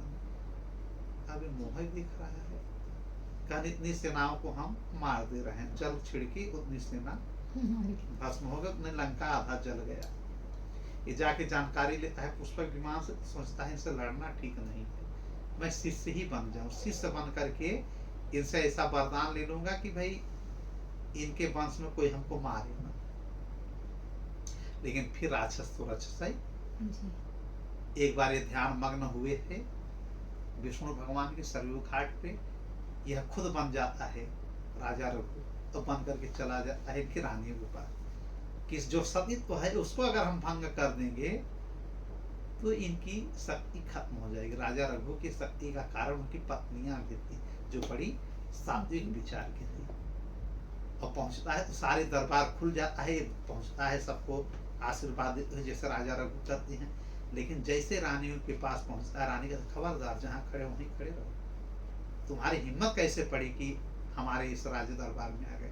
अरे रावण ने कहा मैं, अरे तुम्हारा पति ऐसा क्या कर रहे हो, मैं रघु खाना अपने रूप में आ जा, नहीं अभी भस्म कर दूंगी, तुम रावण हो। रावण कितनी बार प्रयास किया है। फिर राजा बंदी बनाया जाता है, राजा रघु आते हैं और एक तीर निकालते हैं इसको मारने के लिए, संधान करते हैं। लेकिन ब्रह्मा जी आके खड़े हो जाते हैं कि आप मत मारिए, क्योंकि मर्यादा पुरुषोत्तम राम पहले ही यह विधान में हमने लिख दिया है कि उनके हाथ से यह मारा जाएगा। इन्होंने कहा कि अब तो मैंने धनुष का संहार इसके नाम से कर दिया है, रावण के नाम से, ये कहाँ जाएगा। इन्होंने कहा लाइए मैं अपने कमंडल में रख ले रहा हूँ, यही श्री राम जी को दे दूंगा, इसी बाण से यह रावण मारा जाएगा। तो राजा रघु ने दे दिया है। तो यह याद दिलाते हैं लंका में कि मैंने तो रघु के समय भी बताया था ना कि राम ही मारेंगे तुमको, भूल गए लंकेश। इन्होंने कहा तो ये राम आएंगे कब, कैसे आएंगे। कारण यही जब कौशल्या का और दशरथ की ये जो अब विवाह होने वाला है, उसी कब विवाह है, आज के 5 दिन बाद। अरे कहा जल्दी चढ़ा, छोड़ो वेद बहुत कर लिए, अब मैं जा रहा हूँ दोनों को मारने। लेकर के सैनिकों से आता है अयोध्या में और युद्ध करता है राजा दशरथ से। राजा दशरथ को मूर्छित समझ करके मार करके ये उठा ले जाता है और फेंक देता है समुद्र में, मरा हुआ समझ करके एक संदूक में डाल करके। फिर इसके सैनिकों ने कहा कि कौशल्या बची हैं, मान लीजिए किसी से उनकी शादी हो गई तो उनसे भी राम हो सकते। उन्होंने कहा चलो कौशल्या को भी मारते हैं। कौशल्या को अपहरण कर लिया इसने। मैंने एक प्रसंग बनाया होगा कि सीता के पहले सीता की सास माता कौशल्या का अपहरण किया है रावण ने, इसलिए कि जब यही नहीं रहेंगे तो इनके गर्भ से राम जन्म ही नहीं लेंगे। यह ब्रह्मा ने कंफर्म कर दिया है कि कौशल्या से ही उनका जन्म होगा, विष्णु भगवान का राम के रूप में। तो यह अपहरण कर लेता है कौशल्या जी, लेकिन स्त्री समझ करके ये मारता नहीं है, केवल 5 दिन लेकर के इनको इधर उधर टहलता है। जब 5वां दिन होता है तो एक मछली तिमिंगला नाम की थी, वो भी राक्षसी स्वभाव की थी, उसी की जहाँ पे समुद्र में रहती थी, एक बॉक्स में करके इसने दे दिया था। कहीं कहीं तो 5वें दिन है, कहीं कहीं ये है कि 5 दिन तक वो मछली संदूक में इनको रखती है तिमिंगला। रावण दे देता है कि इसको 5 दिन तक अपने पास रखना, जब 5 दिन खत्म हो जाएगा तो इसको मुक्त कर सकती हो, अनायास इसको मैं नहीं मारना चाहता। तो कौशल्या उस संदूक में 5 दिन रहती हैं। जैसे ही 5वां दिन होता है और उधर सुमंत और दशरथ एक साथ रहते थे, इनको अपने जहाँ मार करके फेंक चुका था नदी में। और इधर तिमिंगला जो है संदूक में इसको रखी हुई थी मछली। उसी समय कुछ अन्य मछलियों से उसका लड़ाई हो जाता है। किसका? तिमिंगला। ये भगवान की कृपा देखिए। और इस संदूक को ले जाती है घाट के किनारे और रख देती है कि रावण की आज्ञा का पालन भी करना है, और जाकर के सब मछलियों से लड़ती है और सब मछलियों को मार करके आती है। तब तक यहाँ खेला हो जाता है। क्या खेला होता है कि उधर जो मूर्छित हुए रहते हैं कौन? राजा दशरथ और सुमंत बहते बहते इस संदूक के पास आकर के घाट पे लग जाते हैं, और राजा दशरथ बेहोश रहते हैं। राजा जो सुमंत उनके मंत्री हैं उनको होश आ जाता है, और राजा को उठा करके उसी में बंद कर देते हैं तीनों लोग। मतलब उसी संदूक में जिसमें कौशल्या है, बड़ी सी संदूक है, उसी में दशरथ जी चले गए, उसी में सुमंत जी चले गए। देखिए भगवान की लीला। फिर कौशल्या तो डरी सहमी उसमें बैठी रहती, कहती आप कौन? कहा भैया तुम कौन हो? इन्होंने कहा कि मैं कौशल्या हूँ, रावण मेरा अपहरण किया है, मुझको फेंक दिया है, मेरी शादी होने वाली थी राजा दशरथ से, और आज हम लोगों का शुभ मुहूर्त है, मैं यहाँ पड़ी हुई हूँ एक मछली लेकर के, हमको टहल रही है हर जगह, एक ही राक्षसी मछली है। फिर सुमंत बड़े खुश हुए, उन्होंने कहा भगवान का विधान ही है, यह राजा दशरथ है जिनसे आपकी शादी होने वाली, और मैं सुमंत हूँ इनका मंत्री। तो एक काम ये करते हैं कि यहीं शादी कर लिया जाता है। वहां युद्ध कर रही है मछली, और अंदर ही दोनों गंधर्व विवाह कर लेते हैं। ठीक। और ब्रह्मा जी आकर के आकाश से मंत्र पढ़ करके माला पुष्प दे देते हैं, लोग एक दूसरे को जयमाला पहना देते हैं। और जब 5 दिन हो जाता है तब मछली तब तक लड़ाई लड़ती है, और बाद में आकर के संदूक को जानती है ना कि जो है अब 5 दिन हो ही गया है, इसको खाने का आदेश मिला नहीं है, तो 5 दिन के बाद इसको बहा देती है। अब बाद में घाटे ये लोग आते हैं और निकल करके पति पत्नी बन करके चले जाते हैं अयोध्या। फिर ब्रह्मा को बुलाता है 6वें दिन। कौन? रावण। कहता है मेरे दरबार में हाजिर किया जाए। ब्रह्मा जी प्रकट होते हैं, कहते हैं बताओ लंकेश, आपके लिखे हुए विधान को हमने बदल दिया। दशरथ को पहले ही मार दिया है, कौशल्या अब जीवित है, मर गई, जो भी हो, शादी नहीं हुआ, 6 दिन हो गया। इन्होंने कहा भूल मत करो, मेरे विधान को कोई बदल नहीं सकता, मतलब जो विधाता ने लिखा है हो के रहेगा। तो इन्होंने दर्पण दिखाया कि देखो उन लोगों की शादी हो गई, सब अयोध्या चली गए। तब कहा मेरे साथ छल। छल क्या हुआ? तुमने तो दशरथ को मार ही डाला था, बच गए, अपने भाग्य से उनकी मौत अभी नहीं थी। कौशल्या को तुमने लगभग मूर्छित कर दिया, अपने माया जाल से फेंक ही दिया था, तो तुमने तो अपना करबल जो लगाना लगा दिया, विधि का विधान कोई नहीं बदलता। तब ये उठाता है तलवार कि मैं जाकर के मार डालूंगा। फिर मंदोदरी रोकती है और ब्रह्मा जी भी कि समय के पहले अगर मारना चाहोगे तो अब अगर इतना अन्याय करोगे तो श्री राम प्रभु भी समय के पहले प्रकट हो जाएंगे। अभी तुमको जीने में हजारों साल जीवित रहोगे। कब? जब इनकी उम्र 60,000 वर्ष हो जाएगी राजा दशरथ की, तब श्री राम जी का जन्म होगा। कितना? 60,000 वर्ष। अभी दशरथ की उम्र कितनी है? लगभग 60-70 वर्ष है। तो अभी तो हजारों साल तुम जीवित रहोगे, काहे परेशान हो? ब्रह्मा जी ने कहा। और मंदोदरी ने समझाया कि परम पिता की बात सुन लो, नहीं 60,000 पहले मारे जाओगे।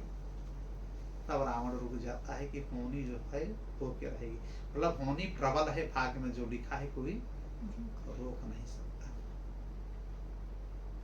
अयोध्या के राजा बन करके काफी समय तक के रहते हैं राजा दशरथ, 60,000 वर्षों तक। ठीक है। अयोध्या नाम क्यों पड़ा है? अयोध्या किसने बसाया था? मनु ने बसाया था। अयोध्या नाम कब से है? वैवस्वत मनु के समय से। बताने के कौशल जनपद का एक क्या है? राजधानी है। अयोध्या 3 योजन में फैली हुई थी। 3 योजन मतलब समझ में? 1 योजन में 12 किलोमीटर, माने 12 36 किलोमीटर में यह अयोध्या का इनका यह राज्य था। जहाँ पे ये अपना राज करते हैं। बाकी पूरा आर्यावर्त इनके अंडर में था राजा दशरथ के। अब 2 योजन की मतलब 3 योजन में इनका राजकाल था, ठीक है, राज दरबार पूरा था, बहुत बड़े में था भाई। अब 2 योजन को ऐसा बना है कि 2 योजन तक कोई आक्रमण नहीं कर सकता, हर जगह गड्ढा था, बिना इनके सामने चारों तरफ जो है दरवाजे मजबूत लगे हुए हैं स्वर्ण के, सोने की पूरे इनके महल बने हुए हैं राजा दशरथ के, ठीक है। और राजा दशरथ जो है बहुत बलशाली थे हर प्रकार से, ठीक है। और अयोध्या का मतलब क्या होता है? अयोध्या लोग सुने, अयोध्या का क्या मतलब है? अयोध्या मतलब जिसे पराजित न किया जा सके। अयोध्या में क्या होता है कि जिससे अमाने नहीं युद्ध किया जा सके, अयुद्ध, जिससे युद्ध न किया जा सके, मतलब अयोध्या से कोई युद्ध करके जीता नहीं था, इसलिए उस राजधानी का नाम रख दिया अयोध्या। किसने रखा था? मनु ने, वैवस्वत मनु ने। उस समय से नाम वही चला आया, अभी तक अयोध्या नाम ही है, जिससे युद्ध न किया जा सके और या जहां से कोई विजयी न हो, इसीलिए अयोध्या को कहा जाता है अपराजेय नगरी। अपराजय माने पराजित नहीं किया जा सकता। यह स्कंद पुराण में यह बात आती है, इसी को साकेत भी कहते हैं अयोध्या को, जो कि हमने बताया होगा ना कि यह भगवान के साकेत का एक टुकड़ा ला करके अयोध्या को बसा दिए थे, इसलिए इसको श्री अयोध्या धाम भी कहते हैं। सरयू नदी के किनारे अयोध्या बसा हुआ है।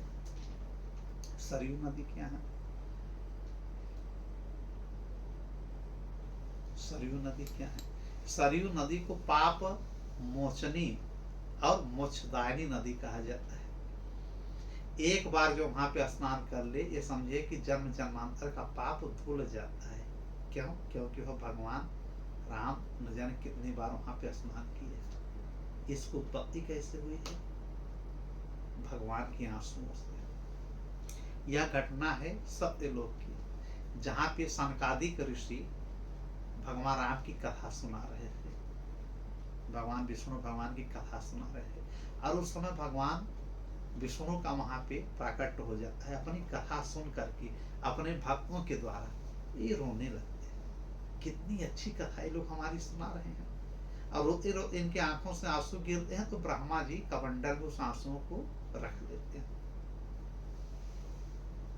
ठीक है। और उन आंसुओं को इन्होंने कहा कि भगवान के आंसू हैं, उसको मानसरोवर में इन्होंने डाल दिया, और बाद में गुरु वशिष्ठ जी उस मानसरोवर के जल को ला करके अयोध्या में बसा दिया, जिसका नाम पड़ गया सरयू। माने भगवान के आंसुओं से अपने भक्तों के द्वारा सुने हुए कथा को सुन करके जो अश्रुपात किए हैं, उसी जल को कहा जाता है सरयू का जल। वही है सरयू नदी। वहां स्नान करने से रोग दोष पाप सब जो है नष्ट हो जाते हैं। ऐसी हमारे स्कंद पुराण या वाल्मीकि रामायण या धर्म ग्रंथों में मान्यता है। लेकिन कहीं कहीं जैसे अगर हम भौगोलिक दृष्टि से देखें, ये तो पौराणिक दृष्टि से हमने देखा, तो यह जो है उत्तराखंड से निकलती है सरयू नदी।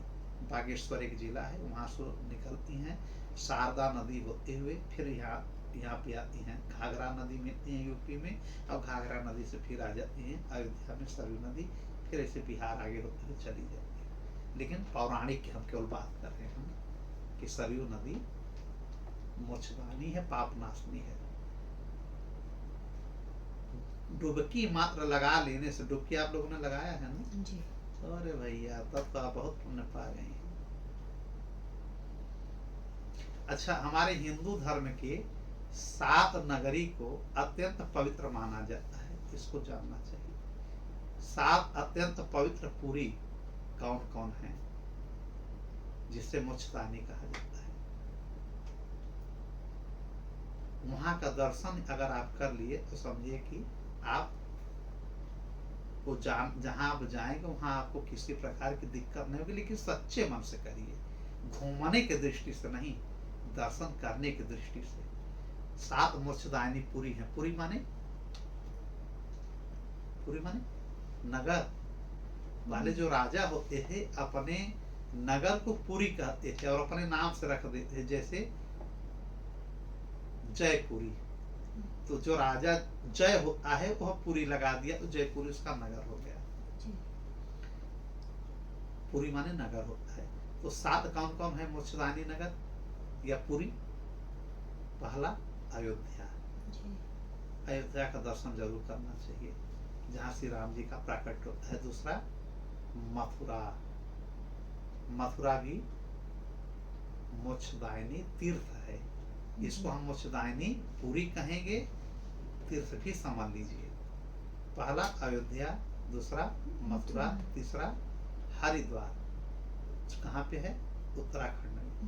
चौथा काशी, जो बाबा भोलेनाथ की नगरी है, उसी को अभिमुक्त क्षेत्र कहा जाता है। वहाँ पे जो मरता है ना, भगवान भोलेनाथ जाके राम नाम कानून कह देते हैं, तर जाता है। कितना हो गया? 4। चौथा कांची, कांची 5वां ना, कांची हो गया। कांची कांचीपुरम में है, जिसे माँ कामाख्या कामाक्षा का मंदिर कहा जाता है। कामाक्षा, कामाख्या नहीं, कामाक्षा। कितने हो गए? 5 और 7 है ना। एक उज्जैन है, यह मोक्षदायिनी नगरी है, बाबा महाकालेश्वर की नगरी। कहाँ पे है यह? एमपी में है। वहाँ भी दर्शन किए हैं। क्षिप्रा नदी के तट पे है, जिसे महाकालेश्वर या मोक्षदायिनी कहा जाता।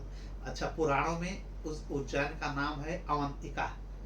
भागवत में हमने सुनाया होगा कि अवंतिका, जहाँ श्री कृष्ण भगवान जाकर के उज्जैन में संदीपनी गुरु से अपना दीक्षा लेते हैं, वहीं पे सुदामा इनके मित्र बनते हैं। अब 7वां है द्वारका। द्वारिका एक कहाँ पे है? गुजरात में, द्वारावती। मतलब अब याद हो गया ना कौन कौन? अयोध्या, मथुरा, हरिद्वार, काशी, कांची, उज्जैन, द्वारका। यह 7 क्या है? अगर कोई पूछे तो बता दे कि हमारे 7 पवित्र मोक्षदायिनी ये नगरी है। इसमें से किसी एक का मन से अगर जाकर के हम दर्शन कर लें तो हम मोक्ष मिल जाएगा, इसीलिए इनका नाम ही पड़ गया मोक्षदायिनी नगरी ना। और 4 धाम होते हैं, हमने बार बार बताया है। कौन कौन धाम है? 4 धाम। पहला धाम तो यही जो द्वारका है, एक धाम भी है जो मोक्षदायिनी है। एक धाम, एक द्वारका हो गया ना, एक बद्रीनाथ हो गया, एक पुरी जगन्नाथपुरी हो गया, और एक रामेश्वरम हो गया। जो भगवान अभी लंका जाएंगे, कथा हम सुनाएंगे, वहाँ रामेश्वरम की स्थापना करेंगे। दशरथ के कितने पुरोहित थे ये तो हमने बता दिया थोड़ा। दशरथ, राजा दशरथ के 2 पुरोहित प्रमुख थे। एक का नाम बता दीजिए आप। पुरोहित माने गुरु वशिष्ठ, एक वामदेव, 2 इनके पुरोहित थे। और इनके 6 मंत्री वैसे थे। 8 तो मेन मंत्री थे, और इनके राजा के 7 जो है पुरोहित मंत्री थे। एक मंत्री होता है, एक पुरोहित जैसे होते हैं। गुरु वशिष्ठ पुरोहित नहीं थे, गुरु थे। पुरोहित कौन कौन थे? एक तो नहीं है, तो गुरु थे। वशिष्ठ और जो है वामदेव, इनके गुरु थे, जिसमें वशिष्ठ प्रमुख है। अब इनके एक सुयज्ञ, एक जाबाली, एक काश्यप, एक गौतम, जो ऋषि गौतम की बात आती है हल्दिया वाली, एक दीर्घायु, एक मार्कंडे, एक कात्यायन। ये 7 इनके पुरोहित रहते हैं राजा के। यह बाल कांड के 7वें सर्ग की कथा हम सुना रहे हैं। माने 1 सर्ग से 7वें पे हम आ गए हैं। बाल कांड में क्या है? प्रभु का जन्म से लेकर के माता सीता की शादी और अयोध्या में आ जाना, 12 वर्ष रहना। ठीक है। अब इनके 8 मंत्री होते हैं जो सलाहकार होते हैं राजा दशरथ के। कौन कौन? इसकी बहुत जरूरत नहीं है, जिसमें सुमंत मेन होते हैं। एक होते हैं दृष्टि, एक होते हैं जयंत, एक होते हैं विजय, एक होते हैं सुराष्ट्र, एक होते हैं राष्ट्रवर्धन, एक होते हैं अकोप, एक होते हैं धर्मपाल, एक होते हैं सुमन। ठीक है, ये लोग चाटुकार नहीं थे, मतलबी नहीं थे, राजा को अच्छी राय हमेशा देते थे। गलत है तो गलत है, सही है तो सही है। ठीक है, जब 60,000 वर्ष इनका समय हो गया, पुत्र नहीं हो रहा था, तब यही सुमंत ने इनको एक रास्ता बताया। क्या कि मैंने पुराणों में सुना है, सनकादिक ऋषियों के मुख से यह सुना है कि जब राजा दशरथ को पुत्र संतान की इच्छा जागृत होगी तो गुरु वशिष्ठ के पास जाएंगे पूछने। गुरु वशिष्ठ उनको बताएंगे कि जा करके रोमपाद से मिलिए, वहां पे ऋषि श्रृंगी हैं, लाइए उनको और पुत्रेष्टि यज्ञ कराइए। इसलिए जब ये वृद्ध होते हैं और शीशा में देखते हैं कि मैं वृद्ध हो रहा हूँ, मुझे अभी पुत्र नहीं है, फिर इनको यह लगता है कि श्रवण कुमार के पिताजी ने मुझको श्राप दिया था कि जिस प्रकार मैं पुत्र वियोग में मर रहा हूँ श्रवण कुमार के, उसी प्रकार तुम भी मरोगे वियोग में। इसका मतलब मुझे पुत्र होंगे, लेकिन कब होंगे?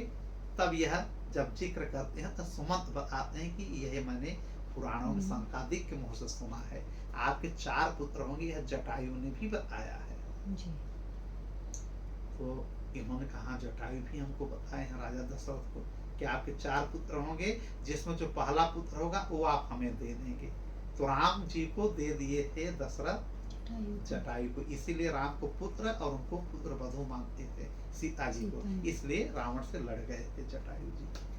ठीक, तब अब कथा जब अगली हम सुनाएंगे, तब इसमें प्रभु के आगमन का सब विस्तार होगा और प्रभु श्री राम जी 4 भाइयों सहित प्राकट्य लेंगे। तो अगली बार हम लोग भगवान के जन्म की कथा सुनेंगे, श्री राम प्रभु लक्ष्मण के, भरत और शत्रुघ्न के। तब तक के लिए जय श्री राम। राधे राधे।